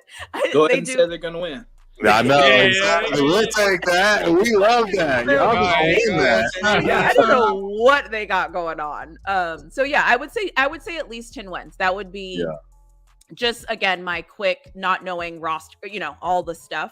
I would definitely say 10 wins. I think that should be what should be expected. And then hopefully you get some scheduling breaks where they take care of you. You're not going, from the bye week. Gotta get the bye week at a crucial time. Not week 13 like last year. Last year we week 13 with a bye week. That's like, who does that? Or you're not going in the middle of Miami, but you're not going from Miami then to the Bengals, then home, then back to Florida. Like that's a lot. That's taxing. But you know what, Flawed? I will say this, Flawed. And a lot of people make that argument, about the travel and I can kind of see it if you're on way up there, maybe in Seattle, Washington, and you're flying over to New England and, some certain things like that. Yeah. But if you noticed also, good teams, they just go win wherever. Well, that's it. Right? That's good teams. They're just going to go win. You know what I mean? And it's like, sometimes I just feel like when you're a good team, none of that stuff matters. Yep. We're gonna come over here, kick your ass, win this game, and fly back home. So the point. That's what I want. That's what I want us to get to. I was just gonna say that's what you want. That's the team you want. Right. I mean, we don't have that either. So I hear you. I mean, right. I feel like the Ravens are probably pretty close to that. I feel like they get up to play and they go kick a team's ass and they just go home and mind their business. And then everybody talks about Lamar Jackson, however they talk about him. And then it's like next week, they don't care, whatever. We're just going to win. And then we're going to go home. That is a fact. Great. But coming up on the 2 hours and 30-minute mark, we appreciate everybody that is in here, man. He cracked the 100 mark. Damn near even cracked the 125 in a little bit, right? Yeah, we're way up. Yay! I'm just listen. Thanks for having me. Yeah, of course. And I'm glad that I didn't negatively impact any of your numbers or anything. You definitely. You've been great. I even got you a super chat. So there you go. Oh, actually. Yeah. No, you absolutely did fabulous. Way better. Can we get that Raider chant again one time? Somebody paid for it the first time. So if somebody paid for it, the bread was diminished. Checking ain't cheap, man. Man, hey. But you know what? I gotta slide out, y'all. Yeah. I gotta go have a little biz. Man, Turf, I wanted to hit you up about that a Nunez fight, nearly fight, man. I gotta take a nap, bro. I gotta take a nap so I can get up at about 1:30, 2 o'clock this morning. I'm right with you, bro. I'm going to set my alarm clock as well. I gotta watch that fight. I think it's gonna be a good one. Man. It'll be a knockout, but it's gonna be no doubt. So man, look, I appreciate everybody, man. Thank y'all for tuning in. You know what I'm saying? I get on here a lot more than I do, man. But Raider Nation, love y'all, man. You know what I'm saying? Keep it going. You know what I mean? I'll see y'all next week. Cheers, big bro. Pops. Much love. No doubt. Later, man. I'll get with y'all. Peace. All right, his sign off was better than mine, but what can we do? Anyways, it was seriously nice talking just sports, football, all things. I appreciate conversation. I appreciate good conversation. Well, we need more of it. We need more good dialogue about our sports teams. So I appreciate it. So thank you for tell the fans where they can find you. Tell the fans, so my YouTube channel is really flawed. I talk a little bit about everything, just getting started. I will have a special guest of somebody that you might know on this panel, hopefully soon. We'll just talk about fandom and what fandom looks like. Tell me about your team. Give me more knowledge. I think it's really fun for me just to like have a brainchild of my own, just so I can have whatever topics I want to talk about on my channel. So you'll see UT stuff, Colorado stuff, NFL stuff, Steelers stuff, and then just anything that's on my brain. I dump it into a video. So that's kind of how I roll. We love it. Love it. Awesome. All right. Well, thanks, guys. Y'all have a good night. Us, man. You have a good night as well. Too. Thank you. Raider and last but not least, my God, man. Raider yes. Hey, bro, real talk, man. We be talking about you, been talking about you, man. I'm really glad you could just hop up, bro, because you know how life is, man. Life is life, and it be life, and you know, before you know it, you look up, and it was like, dang. So I appreciate you for being able to just jump on there like that with us, man. Man, definitely a fan, man. I appreciate both of y'all, man. Like, I definitely appreciate the invite. It's always smooth too, man. Like, I love the takes. It always, you know, lets me look at things at a different, you know, different perspective. But like, I love the show, man. Appreciate what you guys do. And man, yeah, let's get ready for this winning, man. Where can we find you at, bro? Where can they find you? Thanks, man. Let's get it out there. Yeah, see Raider Nation Jason, Jasin. You know what I'm saying? Catch me on YouTube. And yeah, this won't be the last time, man. We're gonna come together. We got the absolutely schedule coming out, so we're gonna see where we're gonna be at. So we can come and you know, blast the other squad and tell them how good we are. You know what I'm saying? So yes, sir.